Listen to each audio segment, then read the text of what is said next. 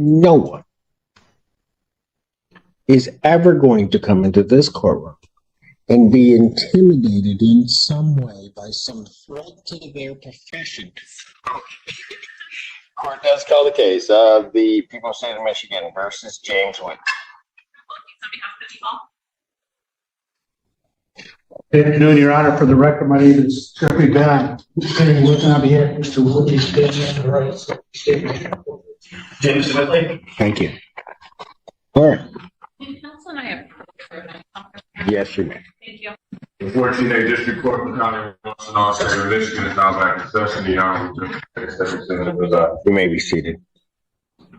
Back on the record in the case of people of the state of Michigan versus James Whitley. No. Typically, oh, go ahead. Thank you. No full use on behalf of people. Good afternoon, Your Honor. For the record, my name is Jeffrey Dunn. I'm here with on behalf of Mr. Woodley sitting to my right. Typically, the court doesn't publicly discuss, and I will apologize, Ms. Hughes, and I will allow certainly counsel to say what they want to say or need to say. The court doesn't discuss bench conferences, but I think under these circumstances, I'm going to certainly disclose that unless Ms. Hughes, since it was your issue that you brought to the court, unless you have some strong objection to that. I have no objection. Thank you. The court has been informed that they've alleged that the defense counsel has indicated that should this exam begin, that it may be his intent to grieve the elected prosecutor for pursuing this case. Court has some concerns with that. First and foremost, that posture in and of itself can have a chilling effect, not only on just proceedings and may be an attempt to interfere in these proceedings, which may in and of itself constitute a grievable offense, but also that this court, if that is indeed the allegation, would not proceed with a hearing that would require someone to then commit a grievable offense. And Ms. Hughes also disclosed to the court that she, in essence, went up her chain of command to seek their advice as to what she should do. It was ultimately said, I think, at one point to certainly bring it to the court's attention, which I think is appropriate since it's under. Mr. Bennett, I will ask you whether or not you believe, in this case, that the people in proceeding are committing a grievable offense. And if so, will you just state on the record what that offense is? I'm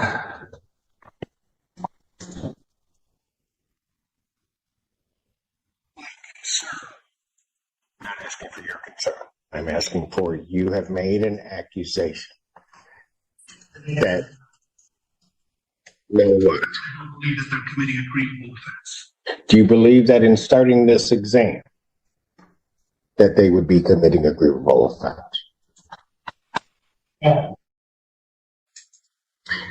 Was that said to the prosecutor? That was said, I don't believe it was said in the manner that was described at the bench, but certainly. Then tell me how it was said. Well, there were two things. One, at the bench, you want me to ignore the one you didn't disclose? Tell me how it was said. What I said is that I believe that if the state were to go forward, that it would be grievable because I believe that the prosecutor is not following through on their ethical obligations under the Michigan Rules of Professional Conduct. Which ethical obligation are they not following for?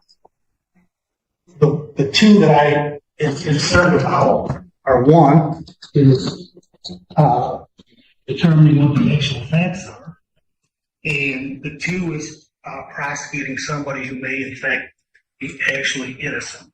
What I did was I had offered Ms. Hughes if she felt that it was appropriate, if she wanted to discuss the recanted note with the alleged victim. I said, why don't we could just adjourn this out and you can talk to her and decide how to go forward. So my only concern is that they didn't make contact with the alleged victim, who now has a different story, but I no longer believe that's a problem.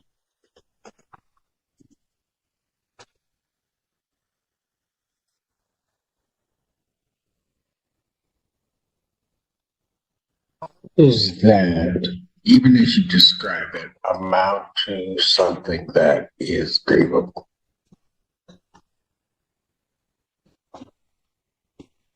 It doesn't. But And why was it said? because at the time I believed that it was grievous.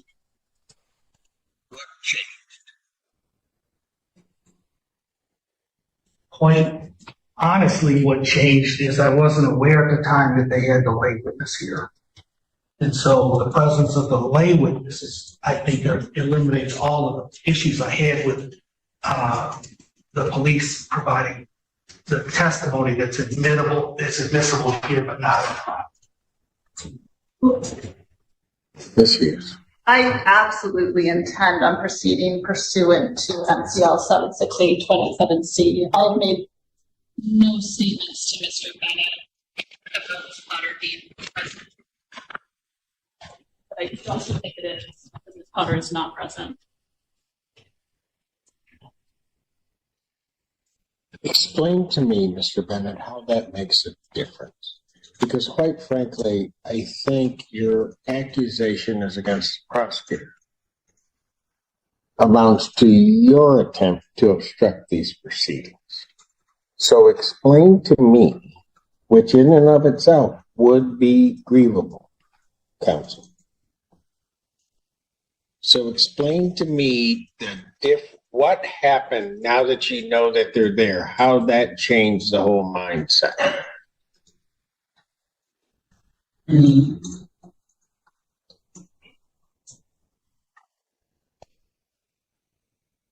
Proceeding with statements that would exclusively be inadmissible at trial and going forward on those. These are confrontation clause issues. There's a statute which covers that. I understand that, Your Honor. My concern was it goes to circuit court on those statements, and now they can't proceed at trial. Because at that point, confrontation is going to attach at trial.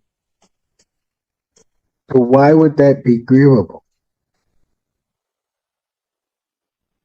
If they proceed pursuant to a statute promulgated in the state, as well as a court rule, which covers that, why would that be grievable at any point?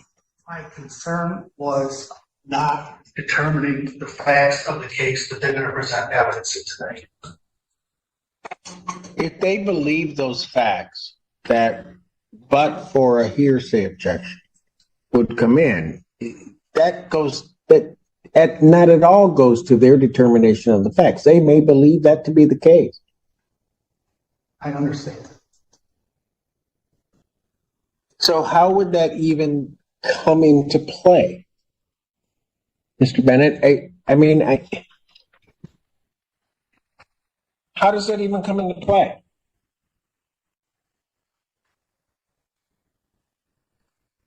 I explained what my position is. I don't know what else to say. Okay, let me just say this.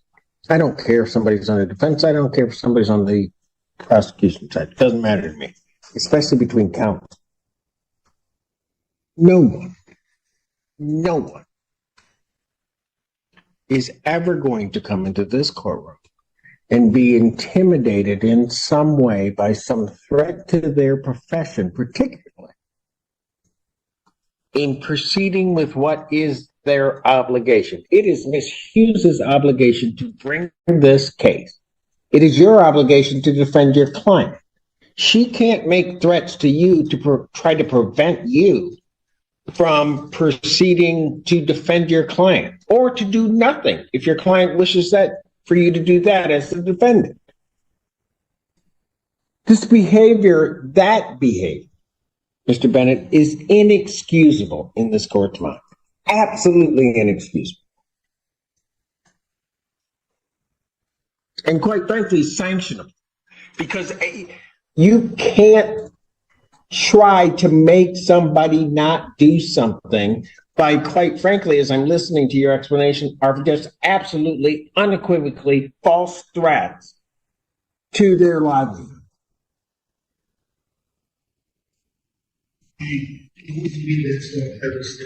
What What do you think you were doing?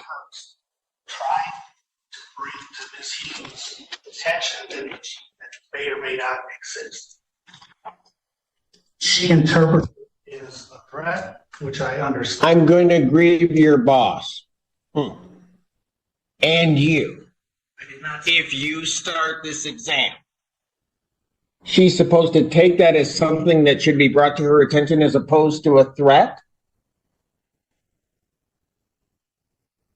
We continued our discussion a second time where I was explaining where I was coming from. I did not say what I said in a very artful way. So You threatened a grievance for her proceeding. Am I wrong in that? I didn't consider that I threatened it. I was trying to bring an issue forward. Right. She took it as a threat. What was she supposed to take it as?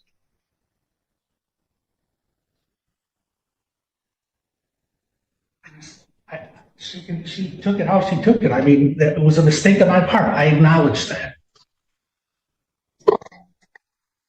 You're trying to tell this court that you didn't intend to threaten her boss and ultimately her?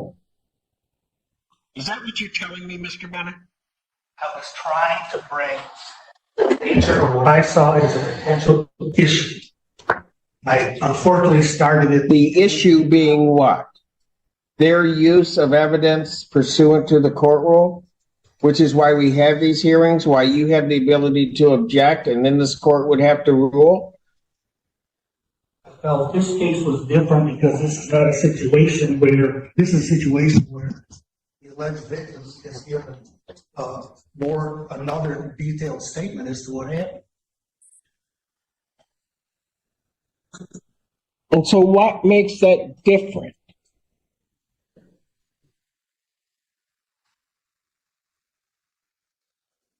The duty to investigate the facts.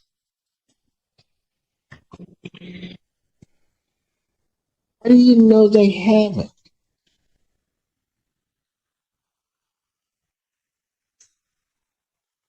Besides her telling me that they haven't, I don't know. I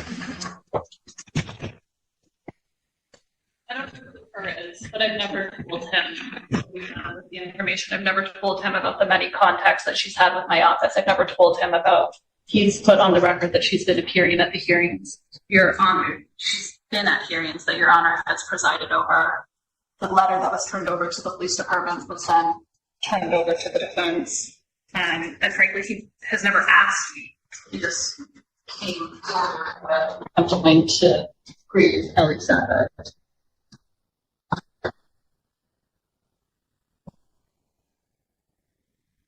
Bennett, I am very concerned. What was your intent on saying that? The intent and the I'm going to stop you right now because I'm going to tell you something. You need to be real careful because I may have to consider grieving you. I understand. And I don't think you want that. I certainly don't want that. So what I'm going to do is I'm going to take another about 10-minute break. And I'm going to come out and ask for your explanation before I decide on anything that I would do. But I will let you know, Mr. Bennett, With regard to what I've heard of the conduct here, you are walking on real thin ice, not just with me, but with your ticket to practice. Court to recess. Hey, District Court for County of Washington, State of Michigan is now back in session. The hour of Judge Simpson. May be seated. Back on the record, in the case of the people, State of Michigan versus Whitley, counsel is present as well as the defendant. Is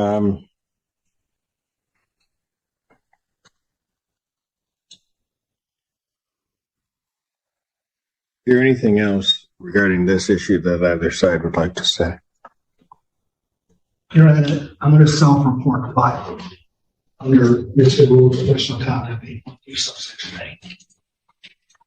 I agree that I gave the inappropriate message to the prosecutor. I apologize for doing that. I feel obligated to report myself. And we'll see if that happens because the court hasn't made a decision as to whether or not the court should report you. Hey, Mr. Bennett, I am going to tell you in all the years I've been here, counsel, and even when I was down in the churches, counsel say things to each other, maybe not meaningful necessarily. They'll say things out of anger to each other.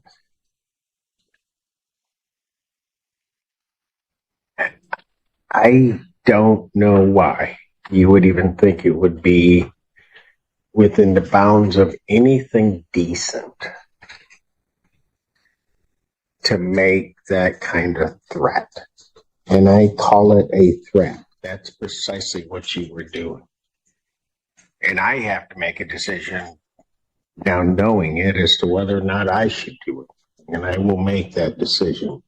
Ms. Hughes, and I'm going to apologize on behalf of the court for having to do this, but I think it's necessary given this turn of events. Would your lay witness, as well as I guess the officers, would they be available on July 1st at 10? Is it at all possible to have the lay witness testify? It would be to identification, and I would. As to identification of The defendant. So it's very brief, and I don't want to have to bring the lay person back. understand. Mr. Bennett. I would stipulate to the identification.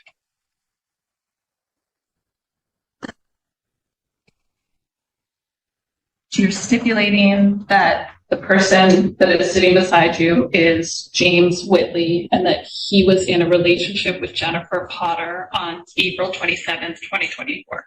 Yes. Thank you. Will that satisfy what that witness would testify to? Yes. Very good. Thank you.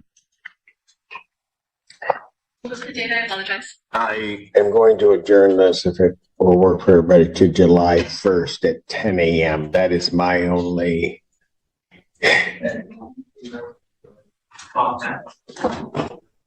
July 1, 1st at 10 a.m. I realize that gets close to a holiday, but will that work for? Yes. Thank you. I will adjourn it. Mr. Bennett, please apprise this office as well as apprise the prosecutor if you're going to self-report so that maybe others of us don't have to take any action. Yes, sir. Preliminary examination in this matter is adjourned. July 1st, 2024, 10 a.m. before night. Thank you. That's exactly what they said. They did not, Your Honor. They said that he knew where we moved. We were Mr. Alice. Court does call the case James Simonek versus Travis Ackerman and Nikki Meltzer. Counsel, state your appearance. For the record, Tom Ellis appearing on behalf of the plaintiff, the president of the Your names? Travis Ackerman. All right. You folks tried to resolve this matter or no? We're just going to go to trial. Pardon? We attempted this weekend. I'm going to get on July 6th. How close were the parties before we go into this? Not very close, sir. Should agree with that? Yes, Your Honor. The defendants do not feel that they owe any money. On this matter, then, this is the date and time set for trial on the Seminole matter. Are you ready to proceed? Yes, Your Honor. All right. Go ahead. Your Honor, we have filed a motion to amend our complaint to include a complaint of damages, and I received no response from the defendants. When was the motion filed? These are going yesterday. You guys get a copy? That was addressed on May 21st. I don't see a copy of a motion. I can approach the bench and give a copy. Do you see it in our thing that it was filed? You do? Yeah. I don't know, on May 20th, plaintiff submitted the motion to, it may have been filed in Saline. Do I need to reach out to obtain a copy? Do you need me to reach out to obtain a copy? I've got one in front of me. When did you guys get a copy of this? It was stated May 21st, 2024. Say a few days A after few that. days after that, And what? just before heading into Memorial Day weekend. First? Yeah, this was dated May 21st. But what date did you, the postmark? What is that? Postmark on May 21st right here is the date that it was sent out. So this is raising issues that they're entitled to answer regarding the security deposit.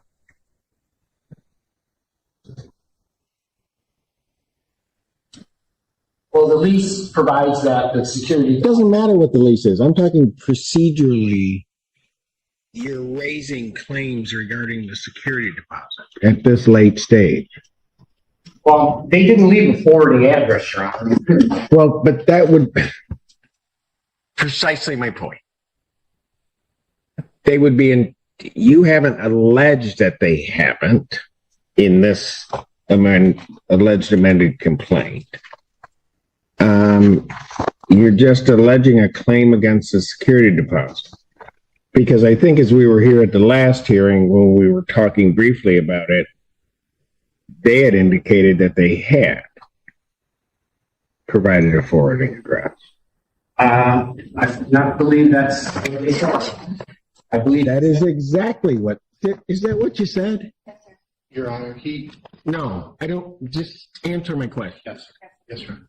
That's exactly what they said. they did not, Your Honor. They said that he knew where we moved. Mr. Alice, they said it the last time. I just said it. I asked them to verify that my recollection of what they said is correct. If you have a dispute regarding the facts, fine. But if you're telling me that my recollection is incorrect, you're wrong. They said it. You may disagree. That's fine. But that's an element of any claim against a security deposit, which is precisely what I'm saying. Procedurally, this is a problem.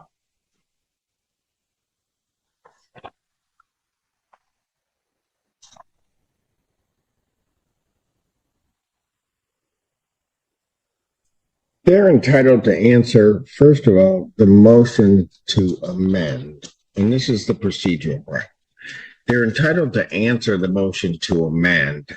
They haven't been provided. Was this mailed to them? Yes. You know, under the court rules, that's not enough time. You can't mail it. It says on the 17th. They don't get it till then, so they're entitled to answer the motion, and then they'd be entitled to answer the complaint if I were to allow them it to proceed.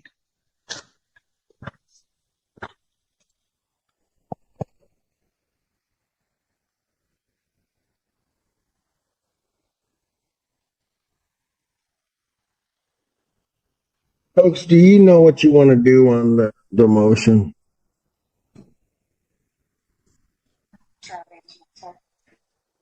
That was an unfair question.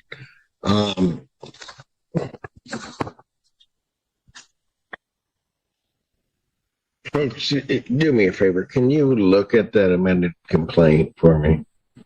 And look at paragraph 3. You see it, the numbers that are there? All right. Without telling me why, because I'm not sure what I'm going to do with this yet. Are you disputing the electricity? Electricity and We made lecture by electricity until the last day. So we have no opportunity to pay Mr. Simmons. okay, but let me. Pardon? You have no problem disputing it, or you have no problem with that amount? Okay, that's fine. That's fine. The $2,400 in rent, are you disputing that? Yes. The propane, which we talked about, is obviously in dispute. And as I recall, at the end of the hearing, you're disputing the paint damage. Mr. Ellis, why should I allow this amendment at this late date? Why should I allow this amended complaint? Because it raises new claims. Well, I thought since they did not answer the complaint, we have the absolute right to file an amended complaint without leave of the court. And they never answered the complaint. So landlord-tenant proceeding, they can answer orally.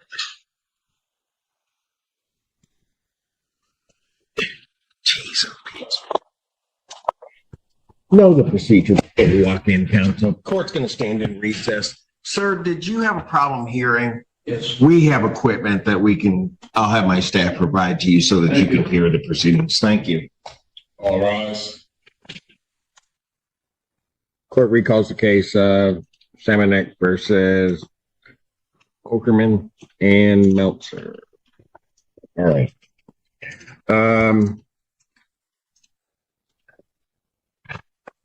Couple of things here. First thing is the motion filed before the court. Usually leave is freely given to amend. This motion the court could consider to be an untimely filing of the motion to amend the complaint, mainly because it doesn't.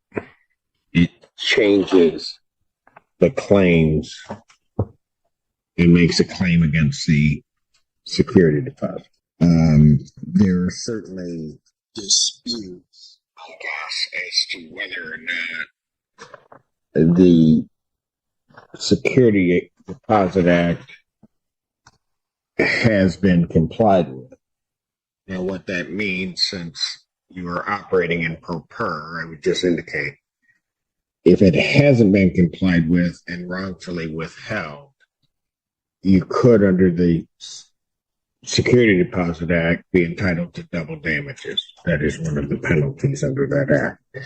Not saying that that's the case here, but it is certainly something that is within the realm of possibility.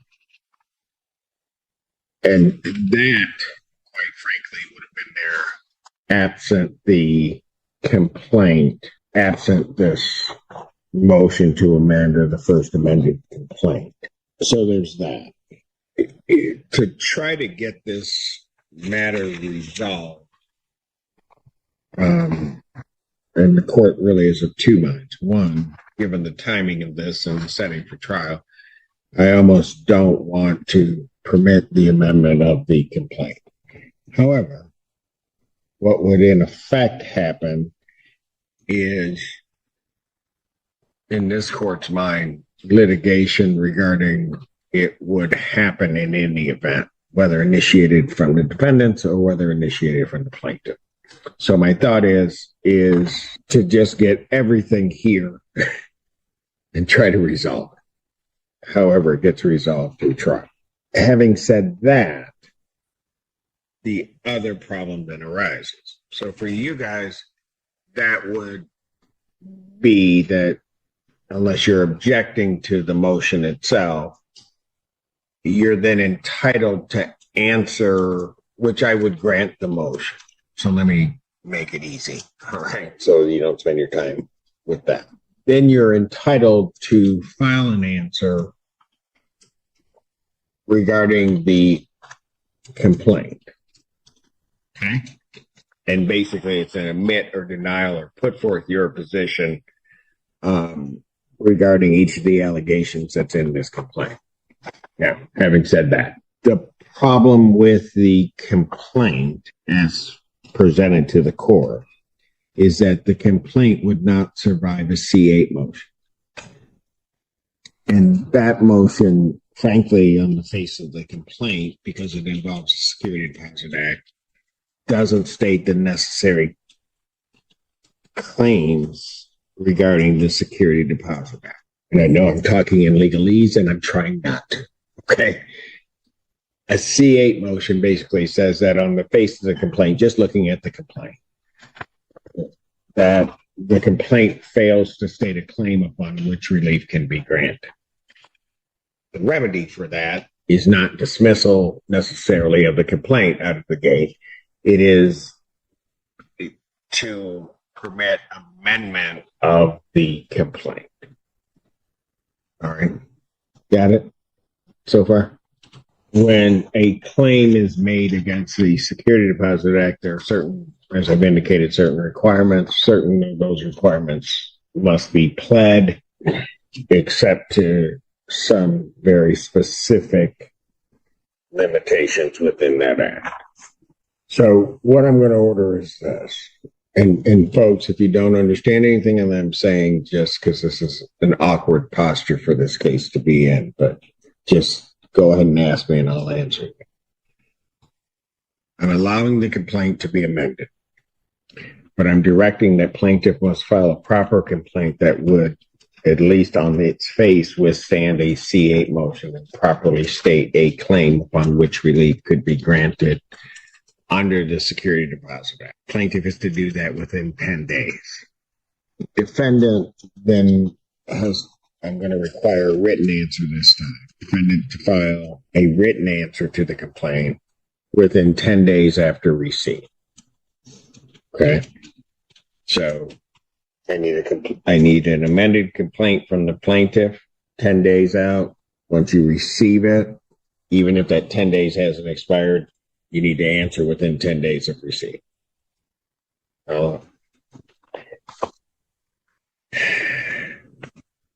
Then adjourn the non-jury trial to, on the way out the last time. My understanding is there are nuptials that are to be occurring. So non-jury trial, June 18th, 9 a.m. Okay. And then we'll proceed at that point. Have your witnesses, have your exhibits, have everything available on the 18th. We're just going to try to plow through as much as we can. All right. Any questions from either side? No, Your Honor. All right. And Mr. Semenek, did that help you? Okay. So next time when you come in, just ask for it and we'll make sure you get it. Okay? Thank you. That does it. Good afternoon. May it please this honorable court, Dion Webster Cox appearing on behalf of Mr. Harris. How are you, Your Honor? We will see. We're good. We're good. Mr. Brown, or somebody from the PD's office, because I did not get a substitution. I got an appearance. Oh, I've got a substitution right here. Signed off on? It is. All right. Then I don't need to address. I don't need to address the public defender's motion to withdraw. I'll consider that withdrawn given the substitution. I do have an appearance and I will sign off on the substitution. Thank you. Thank you. All right. What are we doing today? So, Your Honor, we were going to, there's several options that my client. Well, and I want you to know, counsel, that because of certain things, the court has a number of things I have to say. Okay. Because I think the record, given particularly some of Mr. Harris's comments with reference to this court potentially acting what at least as I'm to understand is on what some may be, or is it, let's put it this way. People are saying, and quite frankly, your client has made the assertion that the Pittsfield Township, as well as this court, was acting on some type of defective or faulty information, which I will tell you, counsel, caused the court, given what the court did, to investigate what my ruling was. And I will tell you that that assertion is absolutely correct with reference to any faulty information that either came through to the Pittsfield Township Department of Public Safety or to this court ultimately at the May 15th hearing. And I think it needs to be stated, I've been asked for comments. I have refrained from comments, as is my normal practice is. This court with the pending case will speak on the record. And so I am going to make sure that the record is very, very clear as to what this court knows and what this court acted on May 15th. And we can start with this. And my basis for doing it is because of what was said about what this whole process was. And that an indication, counsel, and I know, counsel, you've been before me before. Absolutely. I know it is not coming from you, but you also know how I am. I do. And the thing is that if for whatever reason, the one time in my life I was wrong, I will say it, and did. But when I'm not wrong, and when people are not to blame, then it also needs to be said. So I will try to get through this as quick as I possibly can.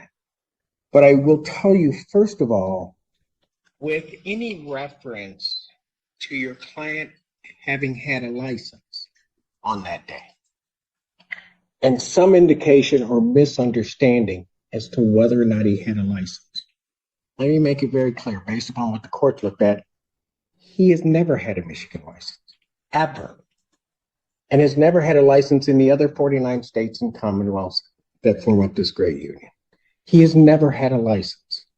In point of fact, when they suspended his license, and what people don't understand, when they suspended his license in Saginaw, they don't suspend the license. They suspend the privilege to drive in this state.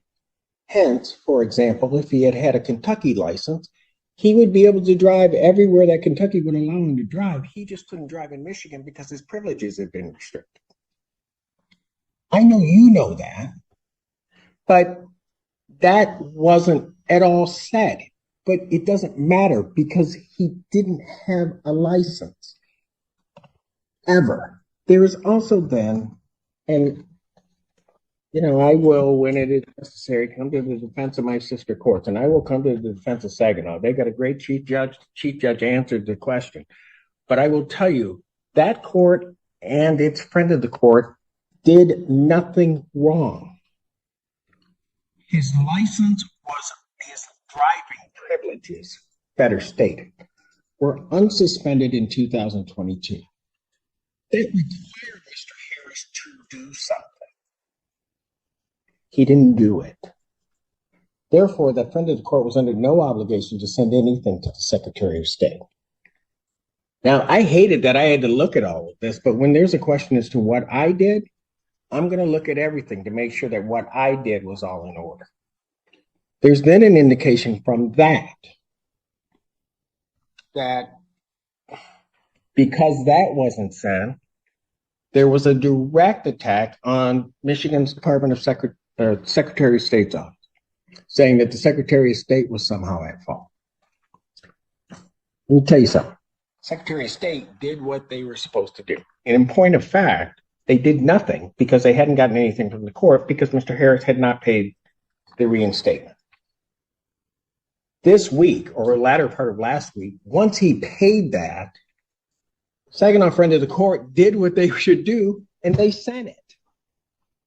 Immediately, based upon the information that I have, the Secretary of State did what they do every day. They took that suspension off of his driving record, and he was then unsuspended. And then your client did what he needed to do with reference to the Secretary of State and paid a read. Just a second. Mr. Schiller, I'm going to let everybody respond because Thank you. I am not done yet. Okay. All right. You're covering a lot of the points for me. Thank you, Your Honor. And so that came down to that. So the information at the time that I had, that Pittsfield Department of Public Safety had, was all correct at the time of both Pittsfield stop as well as the May 15th day. It was all correct. There was no error by anybody.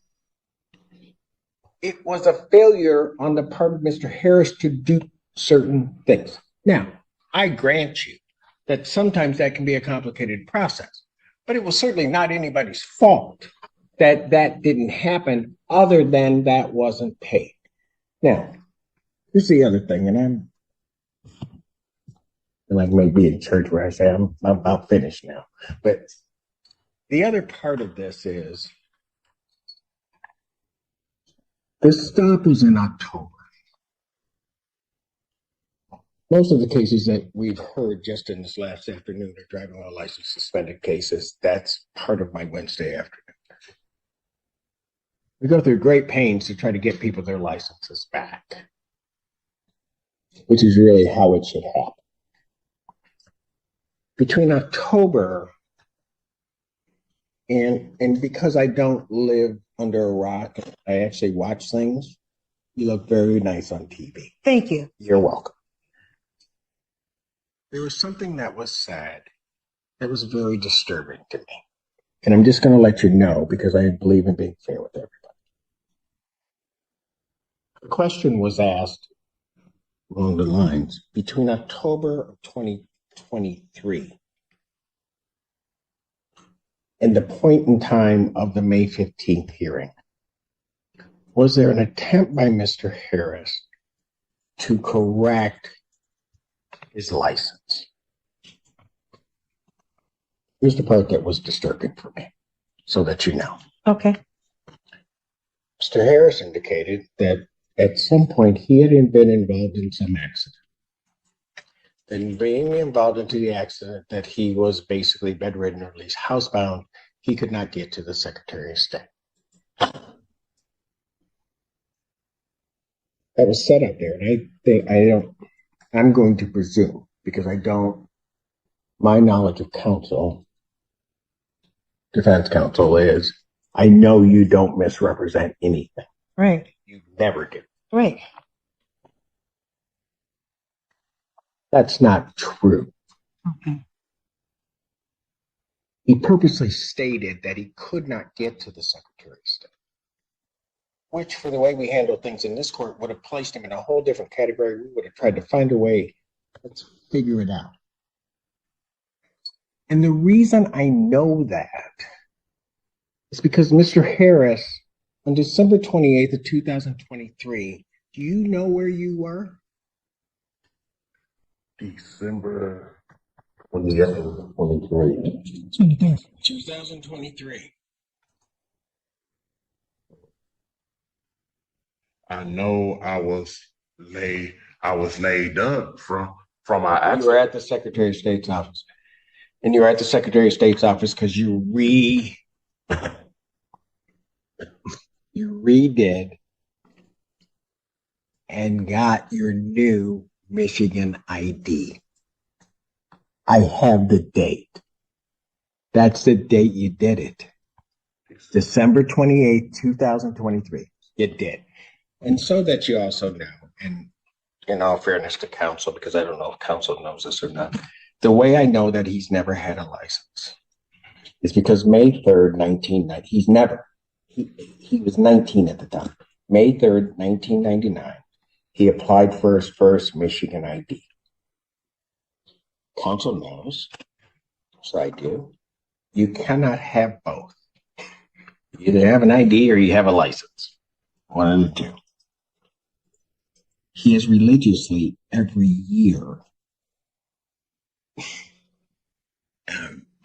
gotten a new ID. And so he knows that he doesn't have a license. And quite frankly, I just wish he would have said that at the beginning. And all of this hoopla could have been just put all aside. And we all go through the process as we do with all of the people coming here to try to get him his license back. But his falsehoods, misstatements are not going to fare him well in this court. I'm done for now. I'm sure I will have something else to say. Whichever one of you would like to speak first, you may. I'll wait to go last. Yes, I spent yesterday at the Pittsfield Township Police Department with Officer Monaster, performing the traffic stop in this case. I also noticed the December 28, 2023 date, and I know the significance of that, and the court just went through that painstakingly, and I thank you for that. In addition, at the traffic stop, when I was at the police department yesterday, we watched the body cam video. At least twice during this traffic stop, he acknowledged to the officer that he did not have a valid license. Quote unquote, quote, actually, I don't have a valid license. Close quote. The question was, are you a valid driver? Quote, I am not. Close quote. So, you know what, this is all this hoopla and the circus atmosphere. In my opinion, it's an affront to the justice system. I mean, I've been a prosecutor for more than 30 years, and to see this kind of hoopla around a driving while licensed suspended case is ridiculous. And it wasn't caused by this court. It wasn't caused by Pittsfield Township Police Department. It was caused by the extrajudicial statements made outside of this courtroom. Thank you. Okay, so Go ahead, counsel. thank you, Your Honor. Thank you very much. Well, first thing I'd like to say is, very first thing is we're here, and that we all saw this video. I wasn't in court, and I wasn't even on YouTube watching the court today, right? I saw it because someone saw it and decided to post it. I can assure you that was not Mr. I don't think he has the capacity to be able to post it like that on YouTube or Instagram. So that was not him. And it happened to take off and go viral. So he had what we saw was him saying what? He was driving, which he should not have been driving, right? We're told not to drive on Zoom while doing that. So that's how this came to the attention, because the court, I saw you. He said, I can't believe this. Is he driving? And we all said that. Everyone who saw that video asked the same question. And that just became a joke. It became a complete joke. Now, with respect to what we want to do, and I cannot say anything is with respect to what my client has said, but when we talk about the hoopla, my client didn't start the hoopla. Perhaps he's made some comments, but he didn't start the hoopla whatsoever. That was someone that was outside of his control as to how it went viral. He had no control over that. And that I'm going to stand on that. He did not send it out to Instagram. He didn't send it out to wherever. He didn't do that part. So with respect to, did he have I don't want to try this case today at all, but what I want to do is focus on what's good. Now, what was good? That day in October, this officer here, that could have gone a whole other direction. And I'm so happy that you were so kind and courteous to my client. Thank you, officer. Thank you so much, because it could have gone another direction. We are here right now. My client has an appointment to go to the Secretary of State for his permit. He's working on that. I want to focus on how do we correct this and cure this? How do we go forward with this situation? Whatever, he was not under oath under any of the things that he said. So we're not talking about any type of perjury going on. Very true, right? True. So with that being the case, let's move forward with this. He is here. This is what I'd like. Because let me just. Yes. I would like to move forward too. Yes. On this case. We handle these cases all the time. But I will tell you, as you know, having appeared before me, the one thing I don't like is when people don't take responsibility for what they've done. When they take responsibility for it, we will use whatever we can to try to get you to another spot because it doesn't behoove any of us for you to be in that spot. One other thing that I will say, when you say it wasn't started by him, oh, it certainly was. It certainly was when he made his first statement to WXYZ about blaming people for this happening. And he shouldn't have done it because when you look at the whole thing, the person that needed to be blamed, and we can go back to a lot of other points, but I'm not here to embarrass it, but the person that needed to be blamed is the person that he was staring at in the mirror. He didn't do what he should have done, and that's okay. The majority of people that come here on a license thing didn't do what they were supposed to do. That's like a given. They don't go about blaming anybody. They just say, Your Honor, I didn't pay the ticket. Your Honor, I just didn't do it. I just didn't have the time to do it. I just didn't take whatever. Right. Just own it. Once you own it, then it becomes a whole lot easier just to move forward. Okay, I'm sorry. I interrupted you and I said I wouldn't, but I understand. my court. I No, no, I know who you are, and I respect that.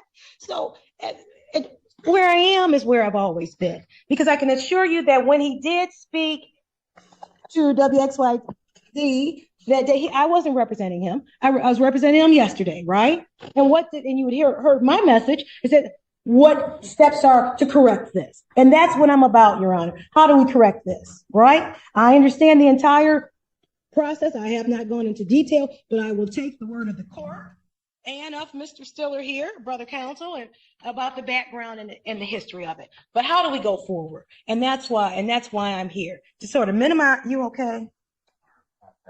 He did get into an accident.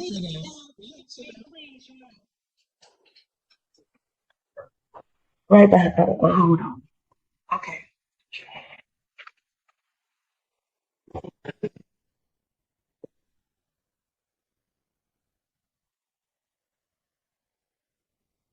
And now that's real. That's a real injury. I have no comment. Okay. So what we're looking for, because there are some options here. My client has indicated to me and would like me to indicate to the court that he is in the process of procuring his license. Hopefully that privilege will be available to him, but he does have, as you stated earlier, and I have the receipts. He did pay the reinstatement fee. Those fees are paid. Anything that was out in the previous court, those fees have been paid, and I've been presented with those receipts. In addition, on tomorrow, he's got his permit test coming up, and then after that, because he's an adult, he's working on it so that he can take advantage of the offers that are available, because as you say, this court does want to help. Absolutely. And with that, because my client was in an accident, and I haven't seen the medical records, but because of some of the things it could be, I don't know. But sometimes our memories get a little foggy. Now, am I going back to 1999? No, I'm not.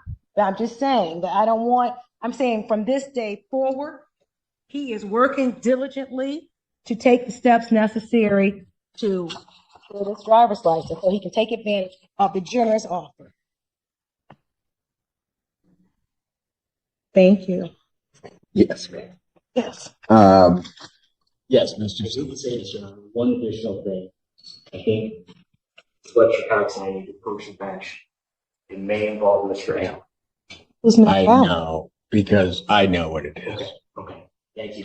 Well, who's Mr. Allen? That's my bailiff.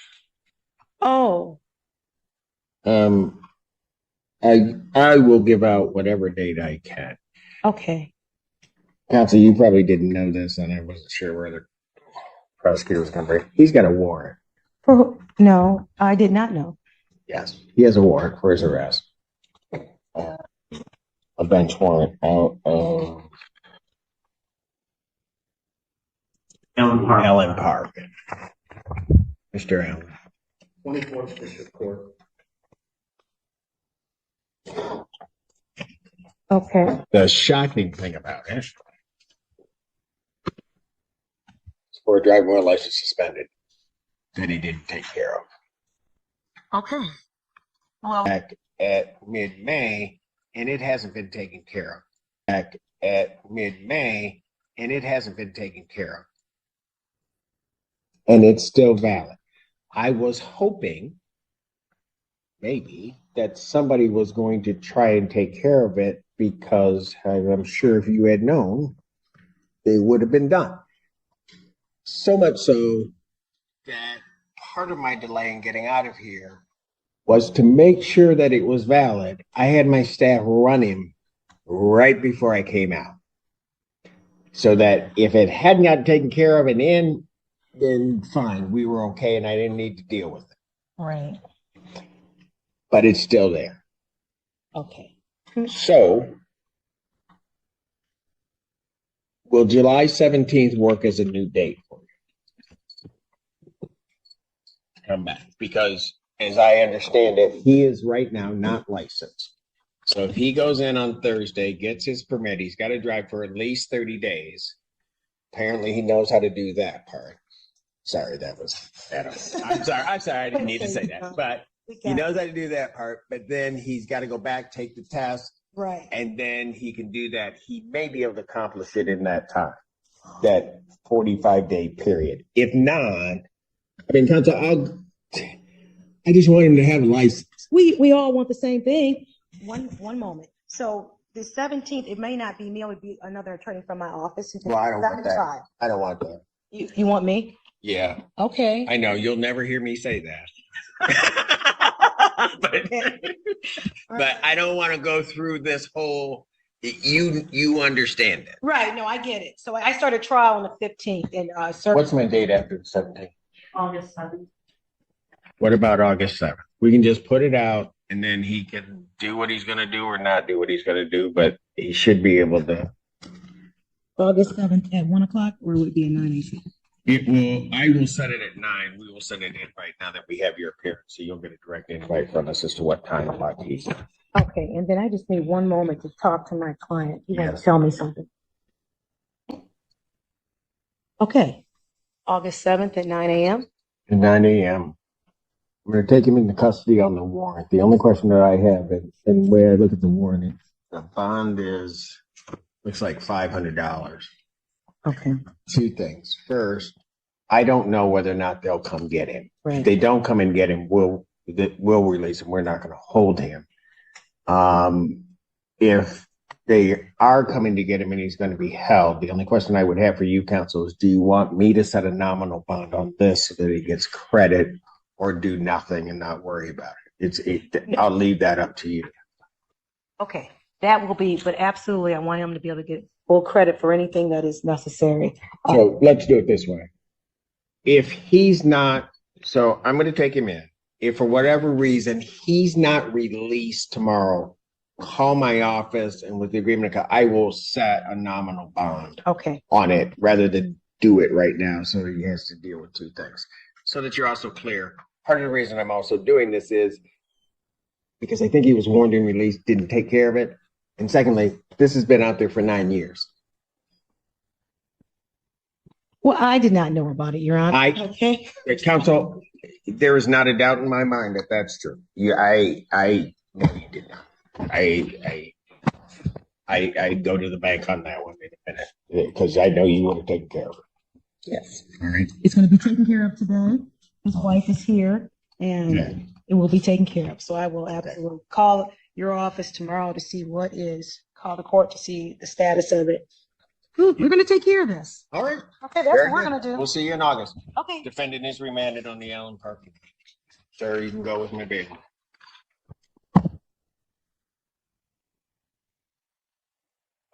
So at this point, his bond will continue us. Thank you.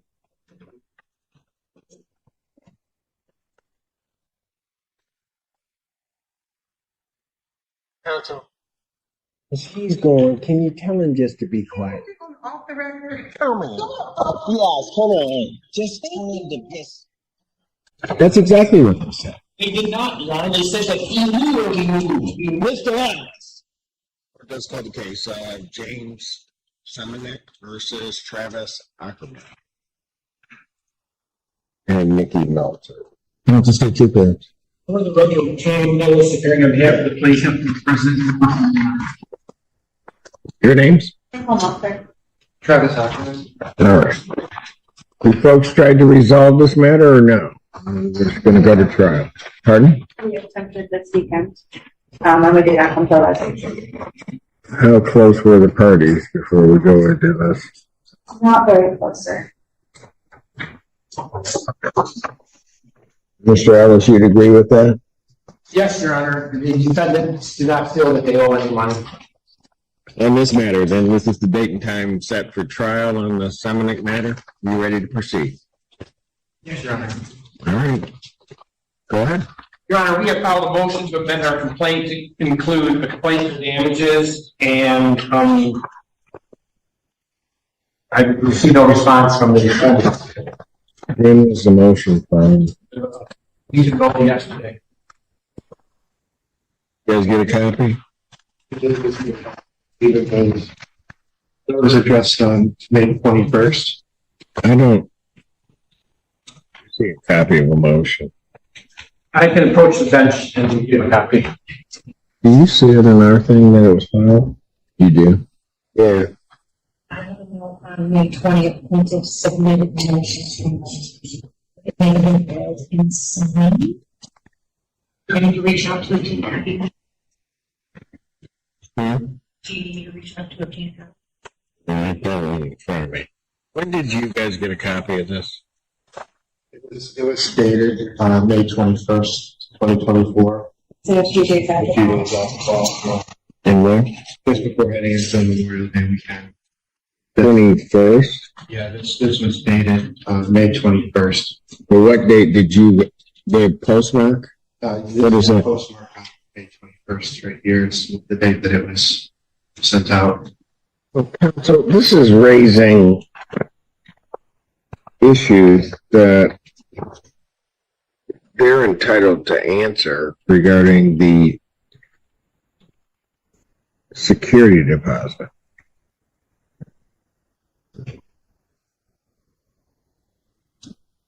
Well, the lease provides that the security. It doesn't matter what the lease is. I'm talking procedurally.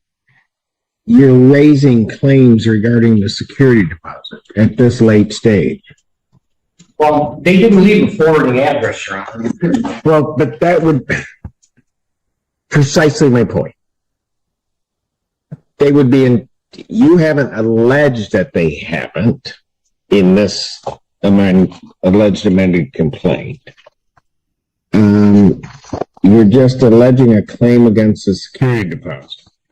Because I think as we were here at the last hearing where we were talking briefly about it, they had indicated that they had provided a forwarding address. I do not believe that's what they are. I believe That is exactly what, is that what you said? Yes, sir. Your Honor, No, I don't, just answer my question. yes, Your Honor. That's exactly what they said. They did not, Your Honor. They said that he knew where we moved. Mr. Alice. They said it the last time. I just said it. I asked them to verify that my recollection of what they said is correct. If you have a dispute regarding the facts, fine. But if you're telling me that my recollection is incorrect, you're wrong. They said it. You may disagree. That's fine. But that's an element of any claim against a security deposit, which is precisely what I'm saying. Procedurally, this is a problem.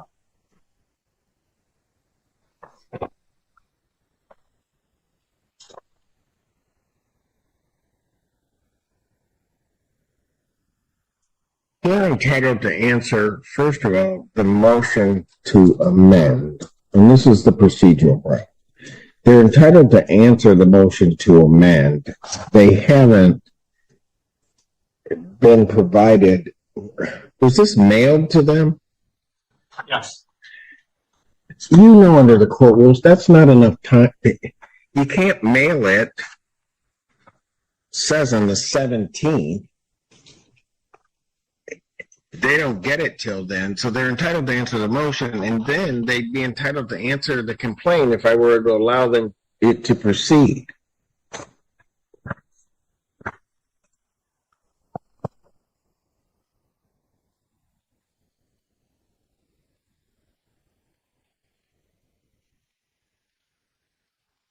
Folks, do you know what you want to do on the motion?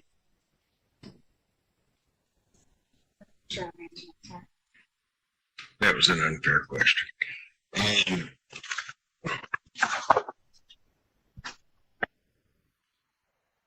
Folks, do me a favor. Can you look at that amended complaint for me? And look at paragraph 3. You see the numbers that are there? All right. Without telling me why, because you don't, I'm not sure what I'm going to do with this yet. Are you disputing the electricity? The electricity? The electricity amount? We had no collection of that electricity until the last hearing. So we had no opportunity to even pay Mr. Sutton after that. Okay, but let me. But I don't have any problem with speaking. Pardon? I have no problem with speaking. That's fine. You have no problem disputing it, or you have no problem with that amount? Okay, Every year. that's fine. That's fine. The $2,400 in rent, are you disputing that? Yes. The propane, which we talked about, is obviously in dispute. And as I recall, at the end of the hearing, you're disputing the paint damage. Mr. Ellis, why should I allow this amendment at this late date? Pardon me, Your Honor? Why should I allow this amended complaint? Because it raises new claims. Well, I thought since they did not answer the complaint, we have the absolute right to file an amended complaint without leave of the court. And they never answered the complaint. So landlord-tenant proceeding, they can answer orally. Jeez, oh Pete. Know the procedure for the walk-in counsel. Court's going to stand in recess. Sir, did you have a problem hearing? Yes. We have equipment that I'll have my staff provide to you so that you can hear the proceedings. Thank you. All rise. Court recalls the case of Samanek versus Okerman and Meltzer. All right.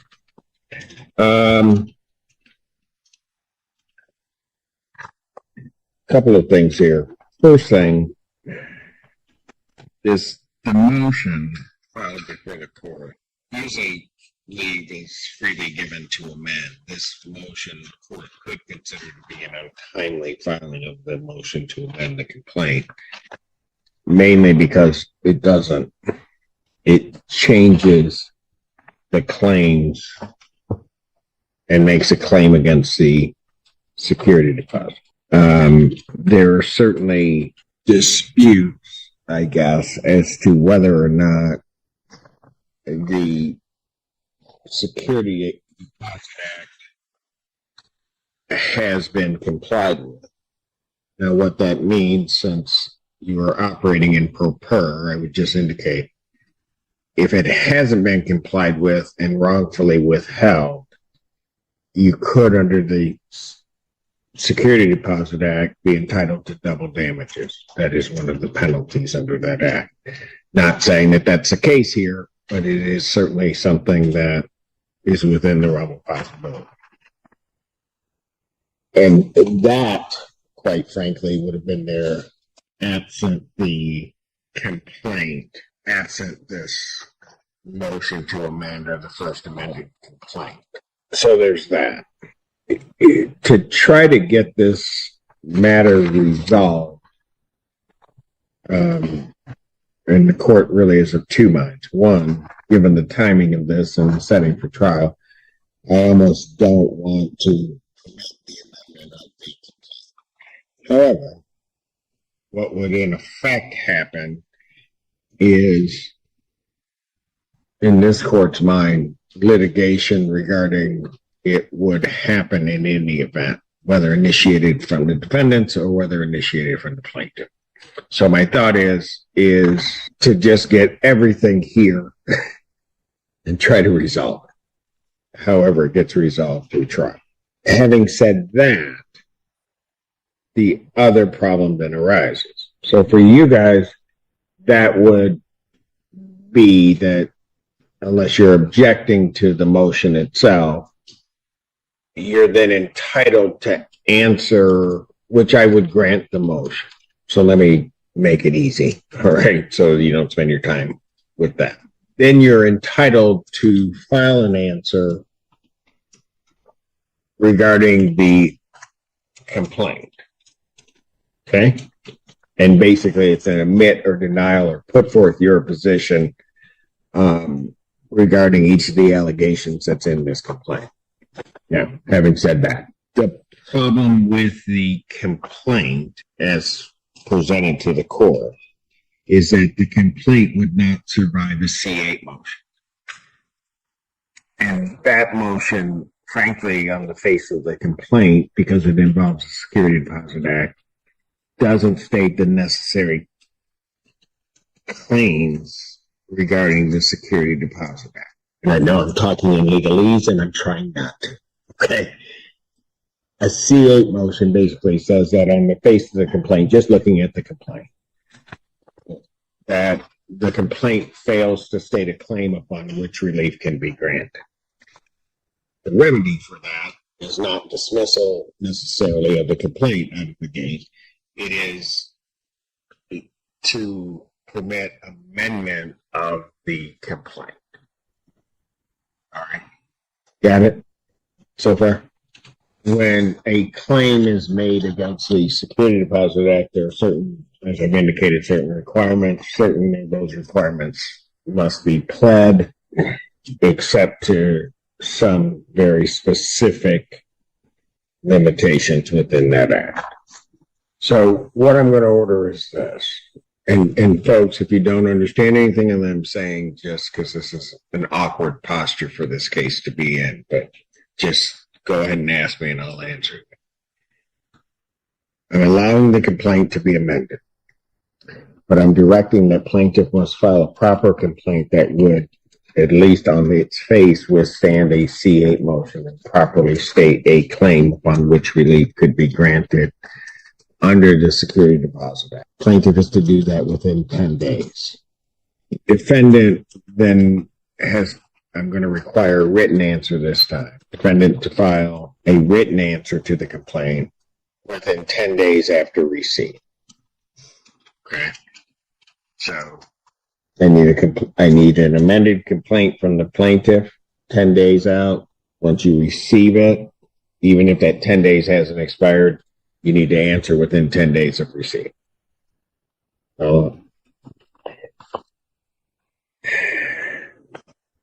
Then adjourn the non-jury trial to, on the way out the last time, my understanding is there are nuptials that are to be occurring. So non-jury trial, June 18th, 9 a.m. Okay.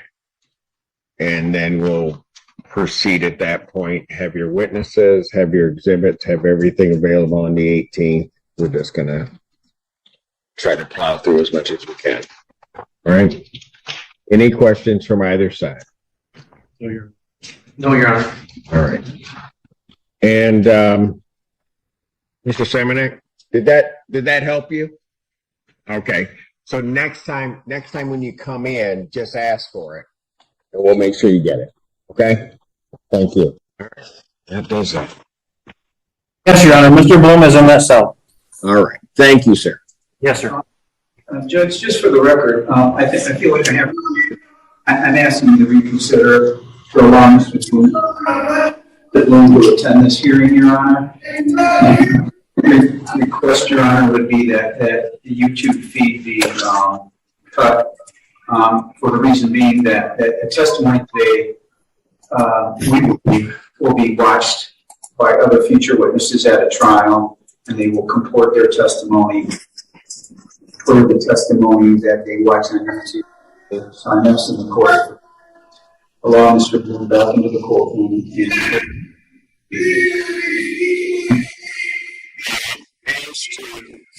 Is the first response with regard to allowing Mr. Bloom? I think I made myself absolutely crystal clear at the last hearing. And that he had been removed. I granted your motion to reconsider. He then did other actions which caused this court to have great concern and made certain threats against officers, said he was going to do certain things when he was and I told you if you would be attending this hearing.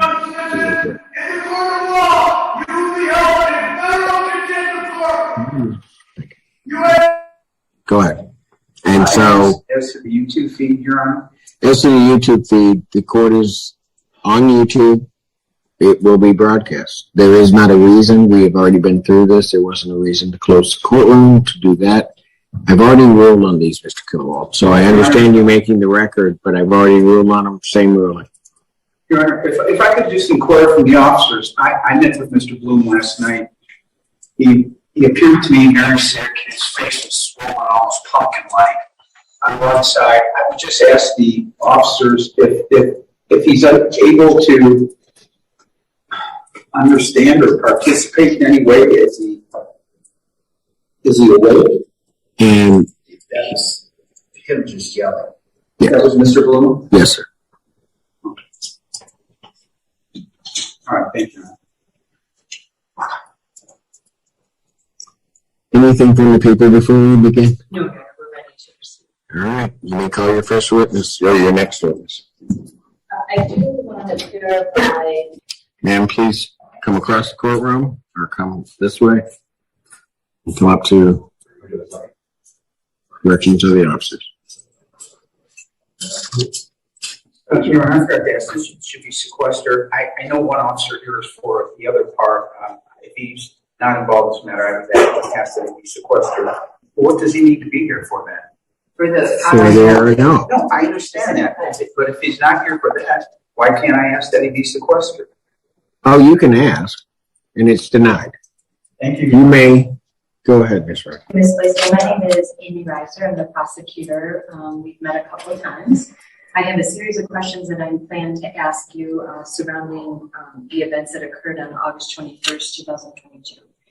If there's anything that you don't understand, if I talk too fast or if the questions that you can just ask me and I can repeat the question.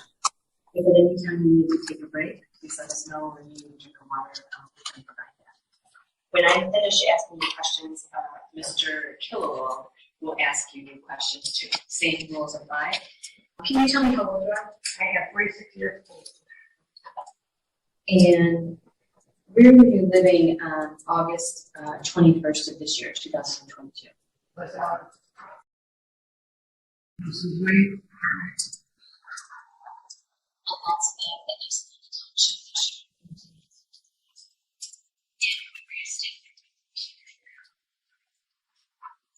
And who was Marshall Brown to you? Yes, correct, right. And do you know the defendant in this case, Jeffrey Bloom? I do. And how do you know Mr. Bloom?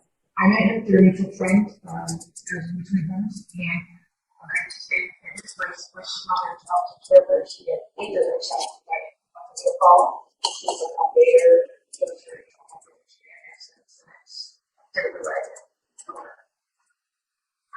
And when did you stay with Jeffrey and his mother? when I started, that was like about a year. It's been a little over a year ago. I would say probably the beginning of October. 2021. Correct. And did you have contact from Mr. Bloom the days leading up to August 21st, 2022? Correct, yes. And what was the nature of that contact? They would just come over and visit, you know, and try to correct the things. Well, this was after, okay, let me think. Is this after the smacking and the assault with the, what do you take to the apartment? That's what we're asking, right? So I'm asking, yeah, before the 21st, when you and did you and Marshall call the police eventually on August 21st, 2020? Yes, we did. Okay. So before you called the police, what had transpired with Mr. Bloom? Prior to that date, okay. What had happened was he called and he wanted to apologize for a previous incident that we had where I was going to have him prosecuted and just didn't, unfortunately, which I should have. So we wanted to come over, apologize, make things right, and get Marshall back So, you know. And so I'm gonna slow you down, so you're talking super fast. I know, I'm nervous, I apologize. It's okay, it's okay. So you had a previous incident with him. Had he assaulted you? No. Okay. And were charges brought? They were. Okay. And did you appear in court? I did. I was having a bad stomach a little bit, and I didn't want to leave when I came to pick me up to testify. So it's. And then did Mr. Bloom call you from the jail when that Yes. assault case was pending? Yes. Okay. And what, if anything, did he say to you? He just kept rambling on and on and on. I mean, it just, nothing made sense. Nothing ever makes sense with him. And so I can't give you one point of what he was saying, other than, you know, I can do it, just calling you, you know. And then I finally blocked the jail, so I couldn't hear it. Then he had people calling me outside of the jail, trying to contact me to please have him, you know, call me on a different number, and, you know, it just constantly kept going on, where it would just block everybody and him. And so did you come to learn that he eventually get released from the jail? They did, yes. The sheriff's department called me back. Okay. And did he contact you? Yes. In person or by phone? Yeah. Okay. And what, if anything, did he say? He wanted to come over and talk and get things correct from what happened with the slap incident and to that nature and try to just be frank, you know, and offer me a place to live and that, which was he understand where this kind of stuff comes from. It's fabricating his mind, perhaps. Your Honor, I'm going to object to that testimony. That's pure speculation on their part. All right. We will sustain that objection. So, did you tell him where you were staying? Yes. So he come over and we talked with us, well, me, and I had my friends outside on the deck to see kind of hear what he had to say. And he started to get belligerent and ugly. So we told him to leave. Okay. And so that was to the residence you were staying at with Marshall, Boston Lang. Okay. And so he comes over, becomes belligerent. We absolutely never came back. Okay. The next day, he shows up. The next morning there. I came in the house and stayed in the house. Marshall called his friend who was there to leave. Do not let him in. Well, he did. And from there, that's why everything just became a whole nightmare the whole day. Because he had had alcohol, he had had money. So we, one individual, opened the door, Marshall's door, which had no right to. They just started having a big party. Okay. Okay, ma'am, hold for one moment. Deputy, is the sound playing in the jail? If you can acknowledge that for the court, please. I'm sorry, Your Honor, I couldn't hear you. I cannot hear the court proceedings, Your Honor. I wish for a breakout room with my attorney before this proceeding ever started. They are violating my constitutional rights, showing me in a prejudice light, in a suicide gown, which I had no reason to be in. They have made me sit in a room with an abscess tooth. This is a bunch of shit. You threatened the witness saying if she didn't come, that she wouldn't be released from jail until she testified. You violated her 4th Amendment rights. You can be sued. You can be disbarred. This is your 4th time doing such things. I cannot hear the proceedings. I have asked for a breakout room with my attorney. You are bamboozling. You are corrupt. Intent 750.122. Stop. Just stop. You made your point. Stop. 750.505. Another case law. You are intimidating a witness. Deputy, can our proceeding be heard in the room that Mr. Bloom is in? I cannot hear the I'm proceedings. sorry, I couldn't hear you, Your Honor, I'm sorry. Okay, there is audio in that room that it can be heard if you were quiet. Yeah. I cannot hear. Thank you, sir. I cannot hear Thank the you. proceedings. That's a lie. I cannot hear it. I heard nothing. The guy next door was yelling and screaming. I cannot hear. Thank you. Judge, can he be moved to a room, maybe like a interview room where he could be, Where he could be what? or he could sit with a tablet? I mean, I think he has placed himself in a circumstance where he can't sit with the tablet. That's part of the problem. Having to do with his threats and his activities in terms of his activities toward officers.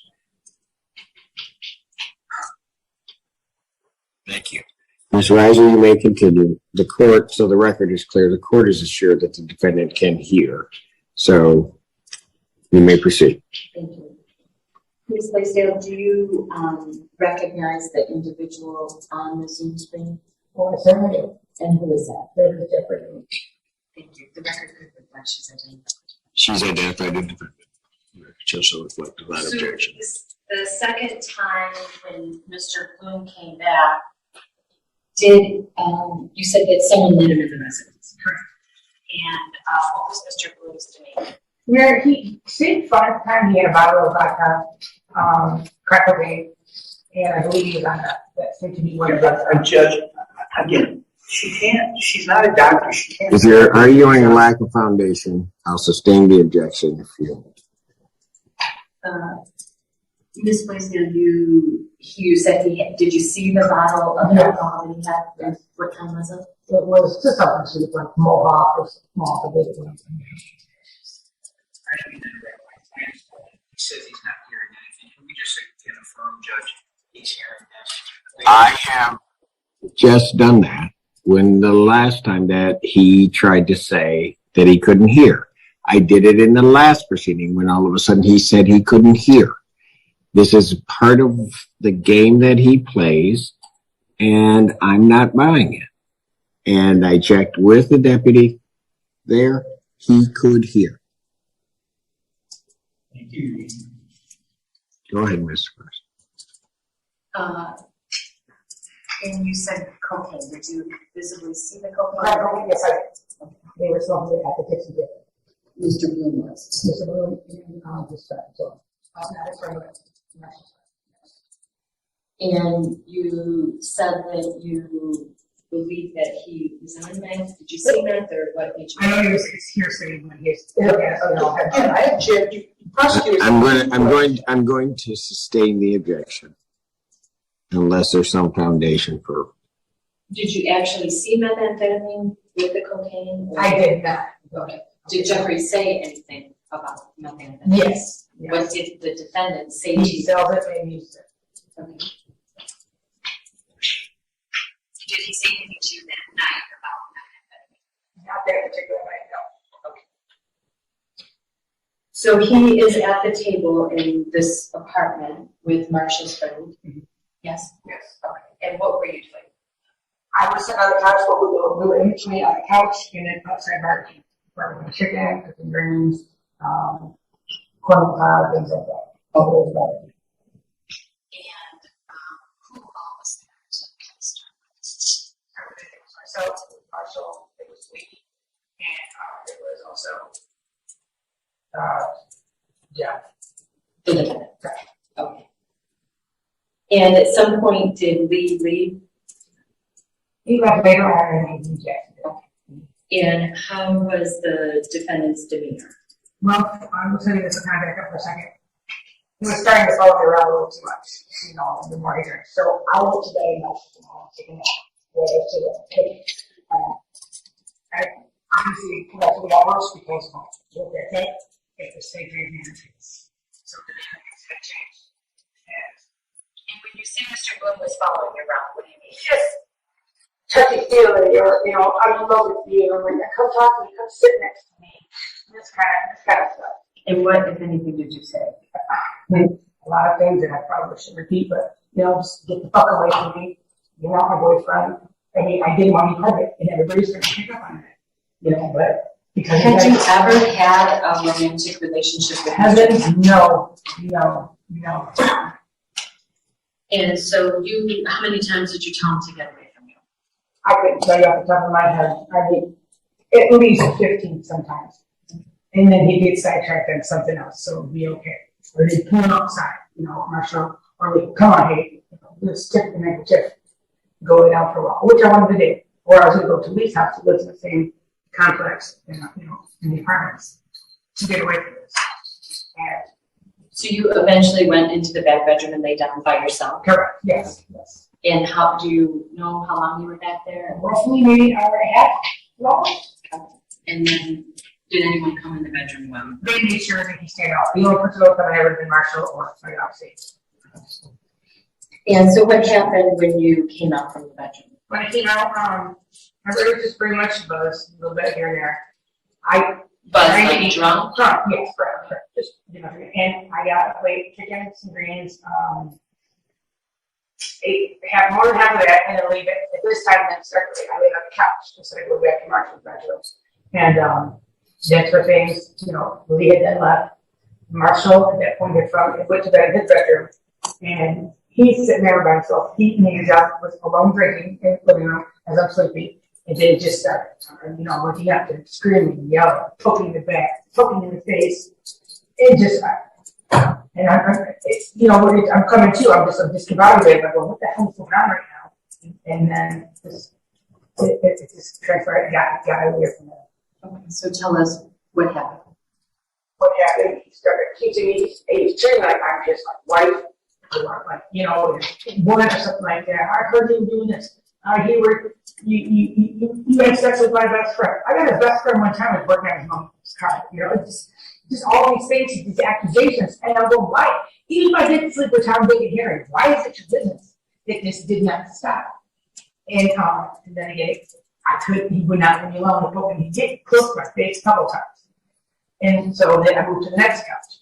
Then he's over there, and he's starting to get nasty, starting to get more a little forceful, sex, quote unquote. My dick hasn't been this hard since I was 20 years old. If you don't, I'm going to take it. I'm going to take it from him. He kept trying to pull my pants down, fighting, and this and that, putting his hands down there, and then he was putting his hands down your face. Okay. Right. Yeah, I'm starting to think that. Okay. And what are you saying, if anything? Just get the fuck off. Get away. Stop. And then he put his hands on everything. He was saying, you smell like a nigger gum. You smell like a nigger gum. And I was like, what the heck? And this is coming through. And all of a sudden, he started punching me, beating me in my face, and all over the place on top of my head. And it just, all the letters I was coming to it. And then Marshall, I kept screaming, Marshall, finally came out. Marshall can't really stop it because, he was injured from being a bit, but he also had some type of an aneurysm where he couldn't really do much and walk well, trying to get him stop. Are you laying on the couch at this point? We're trying to move around, yes, solid in the blanket and ripped up, but at this point, I have a face like this, every time I try to be okay, I let the hook up. I mean, I've never been hit so hard, like, he hit me so hard in the side of the temple, but it actually lost sight for about, I'd say maybe at least 45 seconds till that I couldn't see anything, that it wouldn't stop. I mean, he bit me in the face like some kind of barbaric animal. And I still have permanent scar there the rest of my life. And what do you remember happening after that? Well, we was doing Marshall, chasing Marshall around, make sure Marshall doesn't call the police. Following everywhere, following in the bathroom. I'm leaving into his bedroom, and he turned into an animal, He was threatening to kill me. He knows where my steps are, my stepsisters, my ex-husband, my son there. Said they're killing my mom, my dog, and he said, I'm going to take you to Detroit, have it tied to phone, have every motherfucker rape you, and then I'll put you in bed with a car and catch it on fire, and you're going to die. You're going to die. I want you to accept that. You don't get right with Jesus, so you were going to die tonight. I was terrified. I knew I did this. In my head, he had a gun, okay? And had I known it was a DJ, maybe I could have been a little more forceful, in defense toward myself. But I thought that was we all did. And so, did you see something that you believed was a gun? No, so he had the back of his pants and his when he first showed up. And what was he doing with it, or did he say something? He was just trying to act hard, pretty much. When I say hard, but yeah, that's an intimidation factor, if you will. But when he first got there, he was branching out and showing it, to make sure that it was sticking out the back of his teeth. I'm going to show you what's admitted as Exhibit 9 and ask you to recognize this. Yes, you may. Yes. Because I'm not a gun guru, I don't know the difference between a gun and a gun. You thought it was a real gun? Absolutely. Did the defendant say anything to you? When performed it at me, when I flipped over onto the glass table to get off, because bring it up. Everything. I couldn't get up. So I got up. I got hit right back down. I had so many knocks in my head too, after the hand laying in the house. I mean, it's bad. And so can you explain for Judge Simpson, you just said something and I don't want to get the word wrong. The kill choke or was it? It's where you choke somebody and you squeeze their windpipe till it snaps. And yeah, you get rid of it. And so did he describe that? He performed that. He did it. And what was he saying? He's just doing it. He was doing it. I'm trying to fight him off because it's when we're fighting it definitely. He was trying to put his penis in my rectum. And that's right there. He's got this and I pushed it to the last table. And that's when Marshall came on again, thank God, just stayed to calm down. He said, I fell. So, I mean, I know I'm going fast, and I apologize. I just want to get this over with. I want him to wrap it. And I'm sorry for saying that. So you said that he was trying to put his penis in your anus. Mm-hmm. And how did you know he was trying to do that? I know he did what he told me. What did he say? He said, I'm going to put my dick in your ass. And I said, you can't. I said, I've made too many decisions. Don't put me in. If you're going to do it, and I'm so fine with his rape because what else am I going to do?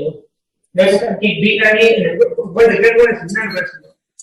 He tried to stab me with a brass giraffe that Marshall had. Tried to stab me in the face with that. Trying to bite my nose off. I mean, did whatever I had to do to survive. And so when you said when he was trying to put your pants, your pants. Okay, still on. And you said something about flipping over on the table trying to get away from it? Yeah, because he was starting that kill choke. And that's the only way I could get him off because just like you're physically just paralyzed. You can't do anything. The best I could do was just throw myself, which made that loud crash. And therefore, Marshall came out. And he just gave Marshall that area, but at least he better not come out. He better not say shit. And he said, he looked at Marshall and says, she just fell. She's all right. Well, I said wasn't the case. And what happened next? Then he proceeded to contact again, got my pants down, and he wasn't erect. And so he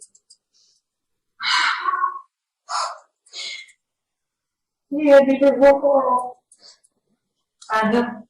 So he put his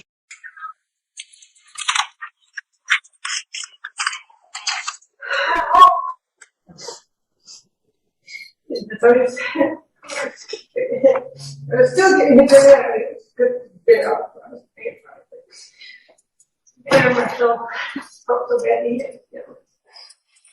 We got Marshall outside. Marshall was on the patio at this time? Yeah. A little bit. But he could be out there long, God forbid, but we'll see. And then that's when he got in trouble with and put his penis inside my vagina. And worked it out. Yes. And then he had my hands down. It was commercial to the point where, you have an IUD, you know what that is. Typically, you'll stop having him. After what he had done to me, it was the first time I started to bleed for a few days and probably 6 years. It was that first one. And what was he doing with his hands while he was having? They were pretty much like, oh shit, excuse my language. They were pretty much like look by my face. So he's able to hit or whatever. Oh, that's so my hair was pulled back and kept it. Just the hair still was sick. My hair still. Into the hair. What happened? Did this finally end, or what happened? It finally ended when the guy finished. And then from there, he got my foot up and he put me inside the couch in front of us and held me. But the worst part of this, because my dog was having it, and I don't want to because I'm such an animal owner. There's some people that do, but he took my dog, picked her up, and she's a 45-pound Australian Shepherd, and he threw her at me. The dog. My dog, I got him yet. And my dog was getting so nervous. My dog was already attacked. But my dog was so fearful, of a man like that, I just knew. But to throw my dog on top of it.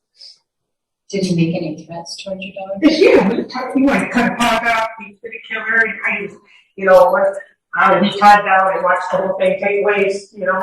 It's just the sickest thing you could ever think and say. But the whole thing, well, what was left of it? No, he just clung right in, wouldn't let me move, let me get out, wouldn't let me put the big clothes on. I had my top on, to just the pants and my underwear. And how is it, that, did you feel like you could leave the apartment then? Not at all. No. Why not? I couldn't even get up. I couldn't get up. There was nothing. Even if I had to go to the bathroom, right there. He would be right there. You couldn't go anywhere. You couldn't go access to my phone. But my heart was so. How did Jeffrey eventually leave the apartment? Once he had slept it off, you know, locked on me, and he locked on the couch next behind me. When he came to woke up and some of my friends, because the friends were up there, they home striking, he'd come down, we'd come over. He said, really, friends are coming, but none of us are saying anything. My face don't know any words, but they all thought everything was okay because the way he was laying heavy at the couch. And I would say it, but he started feeling uncomfortable, sobered up, and realized. So I put his word for, I'm sorry for hurting you, I know your friends are gonna get me. He was, please forgive me. And I told him, I said, you need to leave, you need to go. And then he kind of asked me to take pictures of me before he left, and did the stuff, and I had myself over the blanket. And I had Marshall take him in my car and take him to Robert Hewitt, some old people tower or something like that, and that kind of stuff. That was the immediate decided to move forward because we didn't want to do it first. He don't get to see us, and we did take advice from friends. But unfortunately, what happened, absolutely. I'm gonna show you, what's been marked as, exhibits 1 through 9 and ask if, or 1 through 8, I'm sorry, and ask if you, recognize these photographs and tell the court what they are photographs of. Did the police take pictures of you that night when they came? There's one right here, right between the nose and the mouth. All my lips, my teeth cut in my lip. The two is they had bitten in the face, and I see two other purposes constantly punching me in the face. And my ear, it wasn't part of my face, it was purple. That is the exhibit 4 is the temple shot where he hit me, and I lost sight. Like I said, about 60 seconds, 45 seconds, 2 minutes. So the fire just proves it from me. And you put it on this time. That's the center of the arm. Copper rocker. Staying here, more red in the arms, once the red and holding down.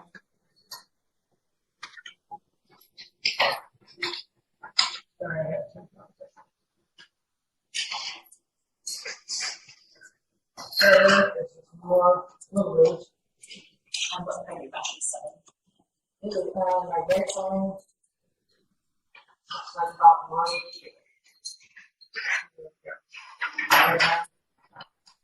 This is the left arm, what really is a notches, finger grab marks. In exhibit 8.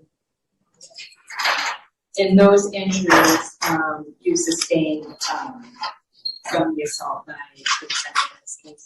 Yes, that's correct. You removed with the admission of exhibits 1 through 9. Yeah, I know it's body. Why do you?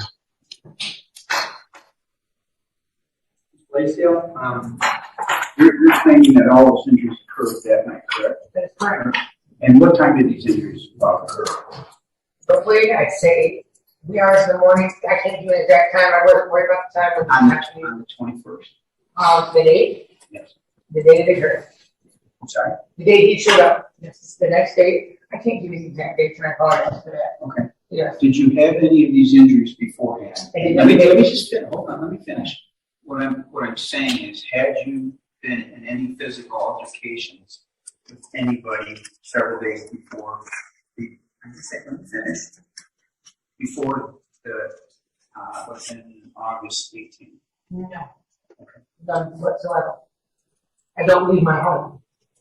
Okay, and Who took those pictures? The sheriff's department.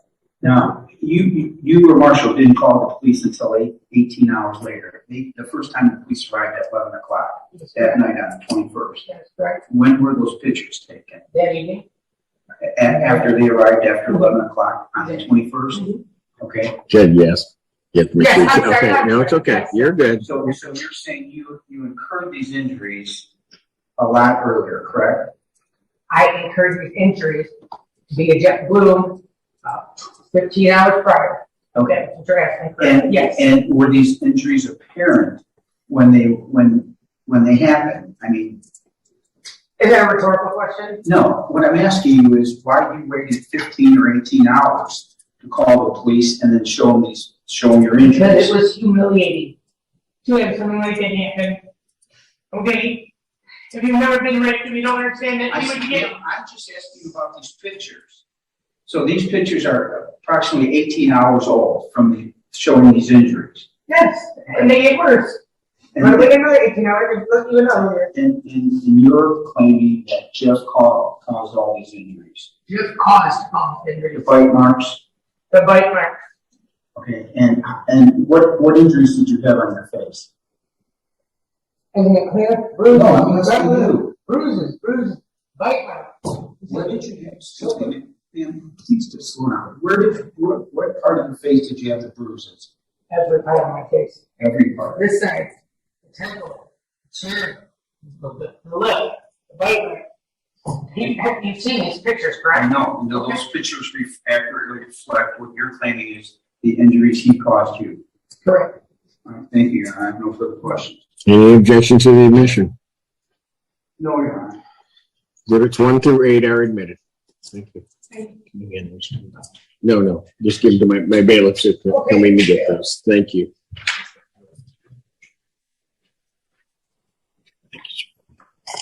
Go ahead, Ms. Ryan. I don't have any other questions for the witness at this time. All right. Before Mr. Kilwald begins his cross-exam, I will indicate that I believe the witness's testimony would support an additional count of criminal sexual conduct in the first degree for the oral penetration during the course of the felony. So at the conclusion, I would be moving to grant count 8 of CSE 1 during the commission of the felony. She just testified to 2 penetrations. Understood. Cross-examination. Ms. Blaisdell, when did you move into Wilson's way? I would be beginning of October 1st? August. Oh, I'm sorry. August. Sorry about that. August 1st. Where did you previously live? I lived in Lakeview, Democrat. Was that in a mobile home? Correct. Okay. And at times, didn't Jeffrey live there with you? Never. You never lived there? Never lived there. No milk in there, no interest, no nothing. Are you? My daughter there.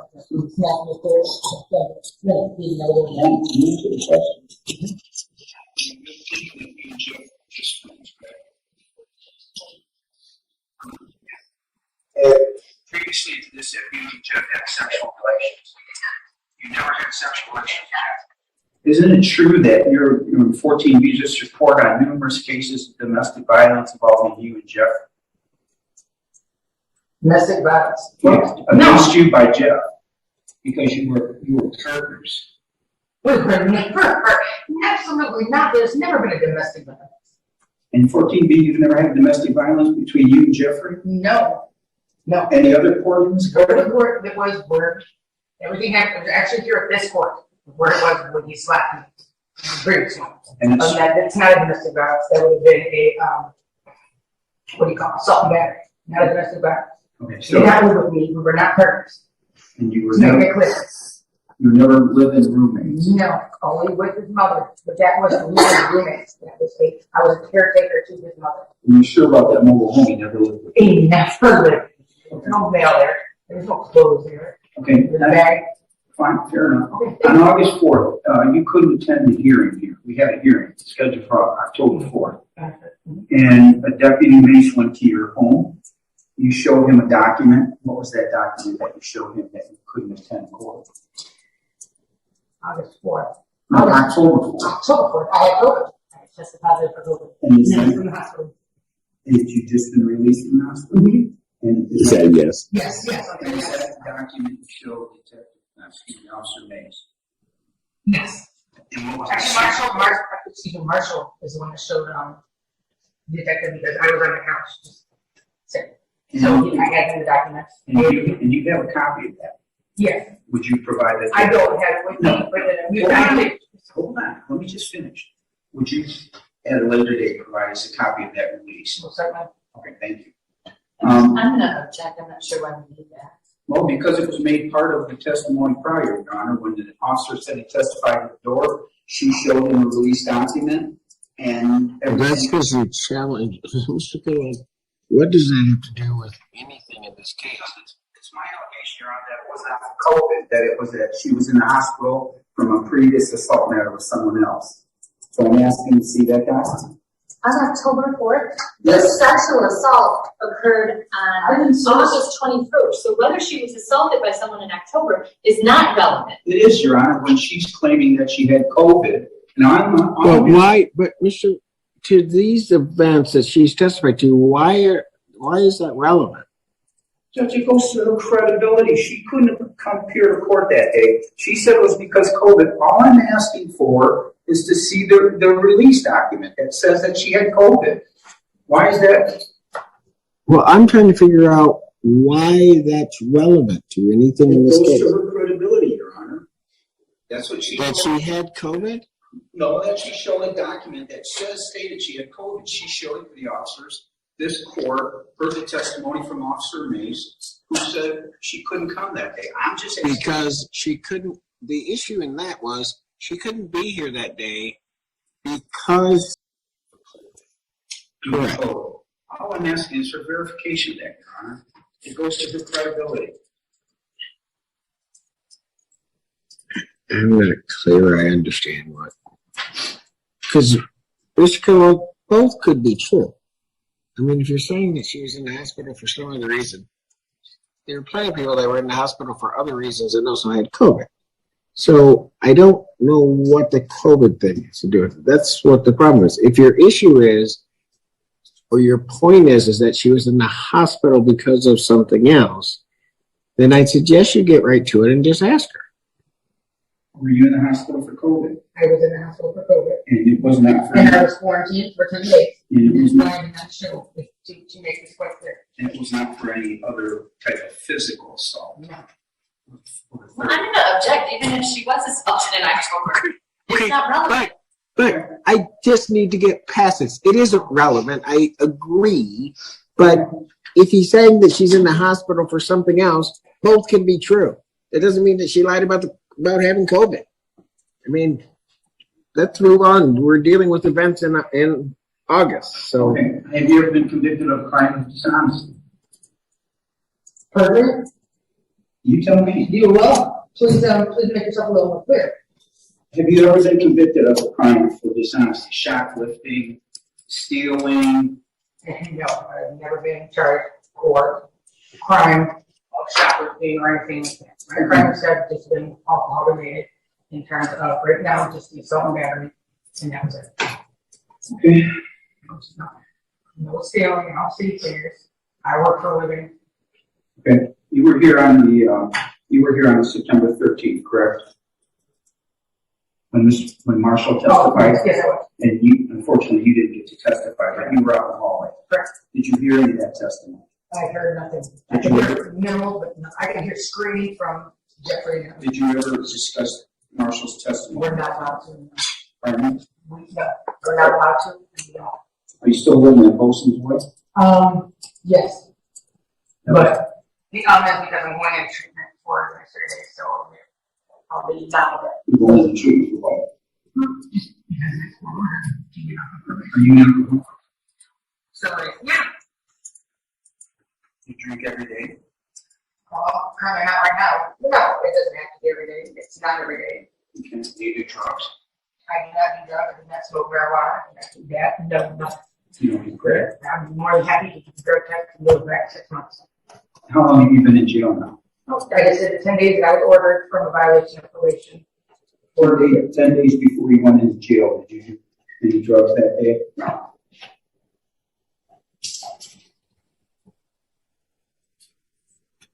What is your drink of choice? It's typically either Coors Light or sometimes I'll drink vodka. Is it 5 p.m. vodka? 5 o'clock vodka. The 2-week Mohawk or, Hero. And do you have any outstanding warrants? On the right now, they're all clear up. These are these fine. Did you make any deals with the prosecutor for your testimony today? I most certainly did not. Okay. When you moved into Bolson's Way, did you have your own bedroom? No. Where did you sleep at? On the house. When you were living there, did you see drugs? No. Did you see crack pipes, drug paraphernalia? No, I did not. That's more of a big house. Cocktails, things like that. Did you see Narcan, nasal spray? The snippy stuff? Yeah, Narcan. No, I did not. At any time from August 18th through the 21st, did anybody OD in that apartment? No. OD. What? Pass out from heroin. No, absolutely not. I should say pass out, overdose on heroin. Absolutely not. Where Jeff actually gave the person the Narcan nasal spray? Jeff? No, there's no, Jeff and heroin, you'd be on with the OD over heroin, but absolutely not. No. Okay. No. Okay, now you testified that Jeff was sending you letters, correct? And that you were nothing but buddies, correct? And let me get this straight. On August 18th, he called you that night, correct? Correct, yes.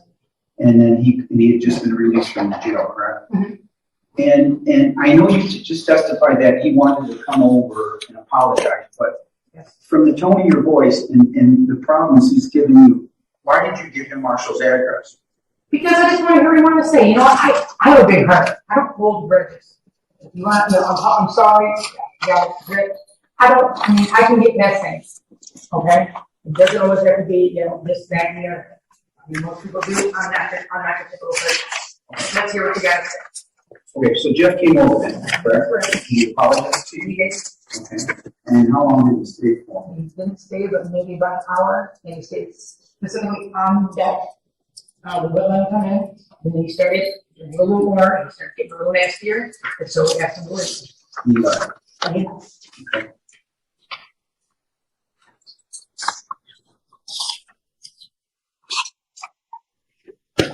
On August 19th, did he return? Yes, that's the next day. Yeah, do you remember what time he returned? I honestly don't. It was daylight, obviously, so, I really can't give you time because. Okay.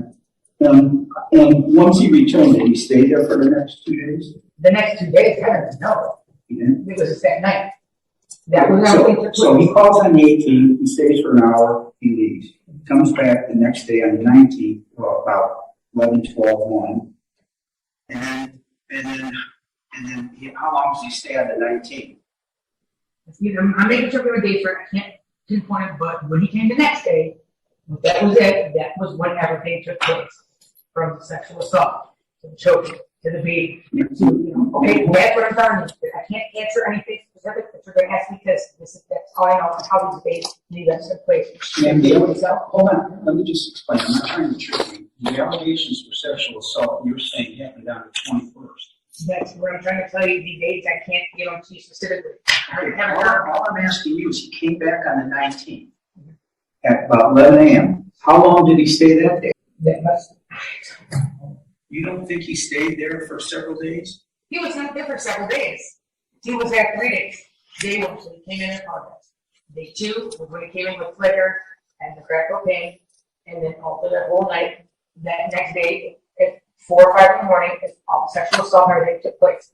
Third day, he showed up again, and that's when he was dazed, trying to get back into the house and get to me, which I would lock myself in the house and watch things take place from there. Those are the 3 days he was there. So again, I'm not trying to beat this to death. He shows up on the 19th at 11, and you say he stays into the morning of the 20th? Is that fair I'm enough? gonna object to the line of questioning. The witness has said multiple times she doesn't know the specific Well, date. she's making allegations that it doesn't make any sense what she's saying. Judge, What doesn't make any sense? It makes sense to me what she's saying. He shows up on the 19th. All I'm asking is how long did he stay for on the 19th? You said he stayed into the following morning. Is that wrong or am I? Well, hold on a second. Just don't answer yet. You're referring to dates, specific dates. Yeah. She is referencing things from when the assault occurred. Right. But she's telling you she can't make out the date. So your question needs to be phrased certainly differently if you're asking her about a specific time frame. But it seems clear to me this witness has answered what happened using when the sexual assault occurred as a reference. Did the sexual assault occur on the 21st?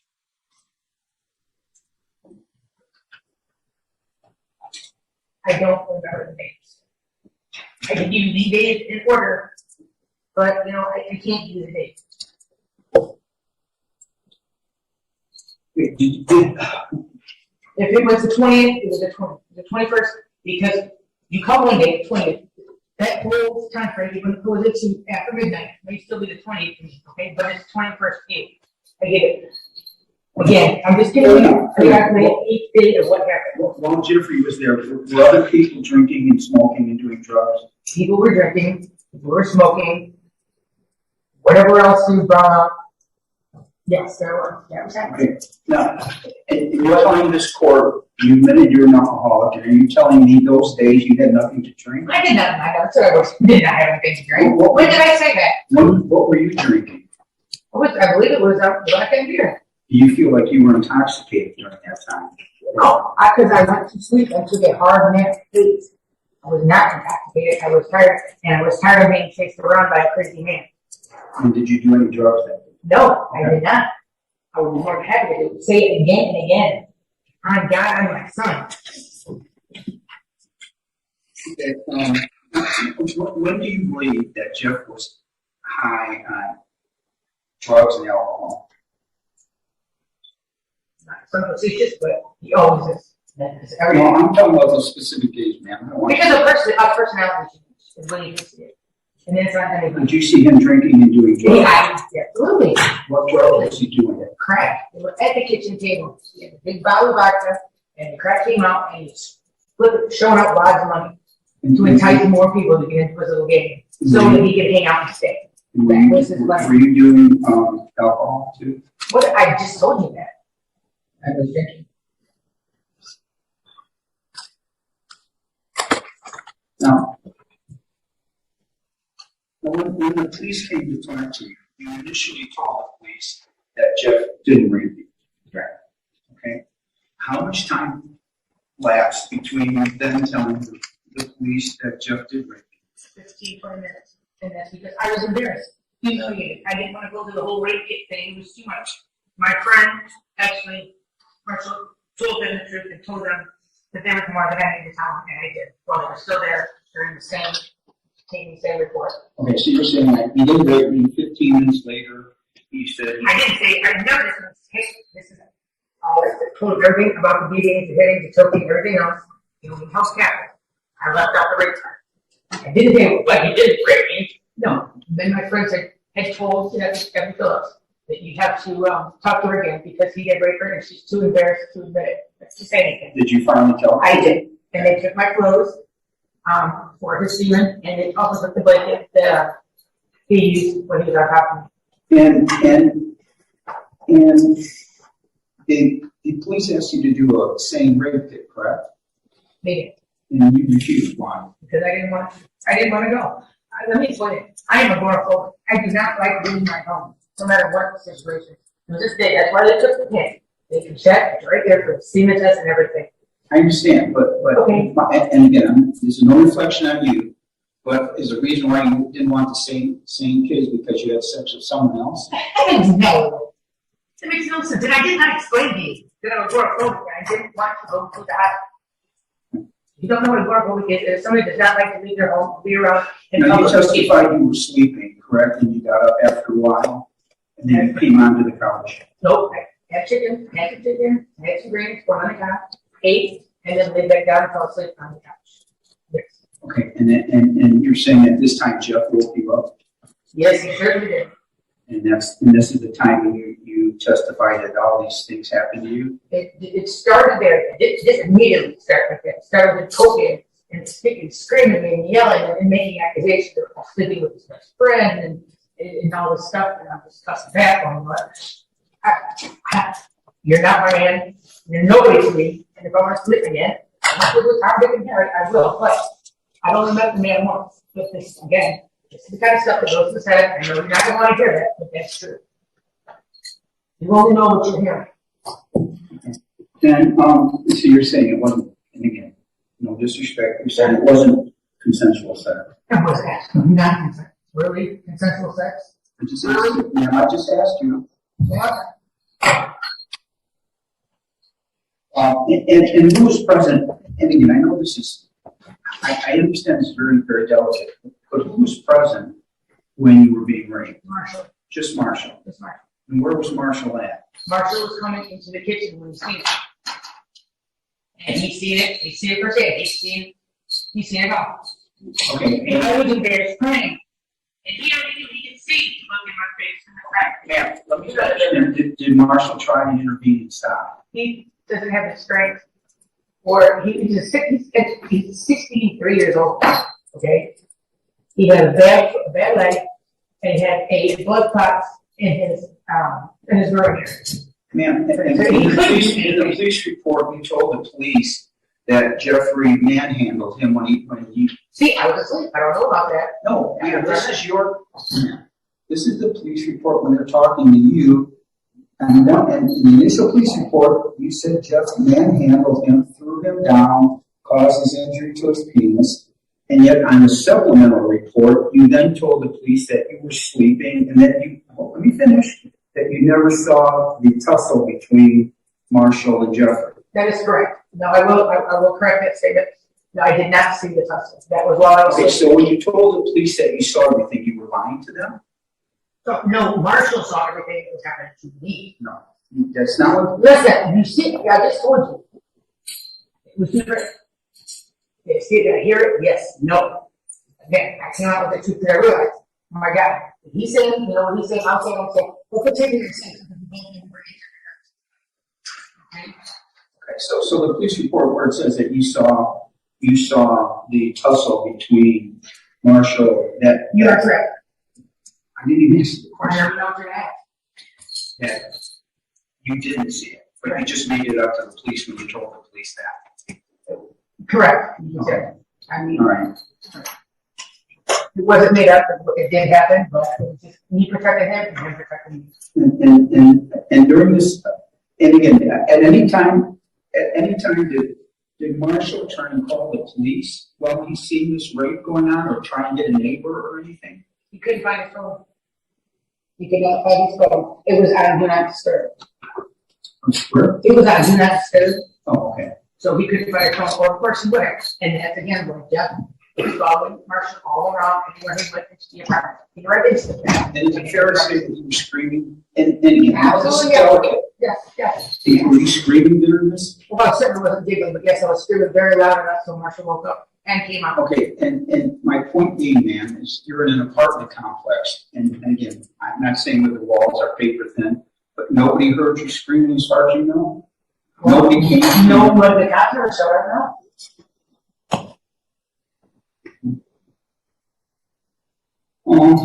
And it's your testimony that Jeff would not let you leave. Correct. Isn't it true during that day or two you would leave occasionally with somebody else and go to the store and get something? No. You never left the apartment? I did not. No, I did not leave the apartment. I don't leave the apartment. You have a vehicle that day with several individuals, either to go shopping or to go get something. Correct. No, I did not. Okay. I don't understand what that has to do with him holding me hostage and just think I can just walk right out the door and leave. Did you try to leave? No, yes, I did. And then you get another hit. We need to pull the pictures up again and see what happened and try to leave. Okay, where was Marshall when you were trying to leave? I wasn't trying to leave. I couldn't. Where was Marshall when you were trying to leave? He sat down the same way. We couldn't even look at each other. He said, don't even get each other eye contact. Okay, and is this the time when he's got the gun? We didn't know where the gun was. The gun was there, but we did not know where it was. Okay, the police report says that the BB gun, and you didn't know it was a BB gun, right? It was placed in the kitchen cabinet. Correct? All right? Yeah, correct. Yep. And so you never saw Jeff place it in the cabinet? At some point, Jeff didn't have the gun, correct? I had no idea where the gun was. When I woke back up from my nap, 8, I don't know where the gun was. There's a lot of partying going on. I don't know what was what, where it was, or anything. I wasn't going to ask to give him another reason to pull that out. You know, if he was drunk enough to forgot about it, so be it. Okay, let me just ask you this. When you woke up from your nap in the bedroom, you said there was a lot of partying going on. Wow, that's it. Okay, how many people were there? Well, if I'm sleeping, I can't tell you. Well, when you woke up, how many? I'm trying to get a time frame. You woke up, and then at some point, Jeff you went on the couch. What time frame is that? And who's there? I don't know if it was roughly maybe 6, 7 o'clock. In the morning? In the evening. In the evening. All right. And so you wake up, and then you go lay down on the couch? Yes, I did. And is that when the sexual starts happening? It didn't start till later. I slept for a while on the couch. Okay. No, it went right away. And who were the people that were there, if you know, when you woke up? It was Marshall, Lee, Jeff, and myself. Okay. So Lee's there.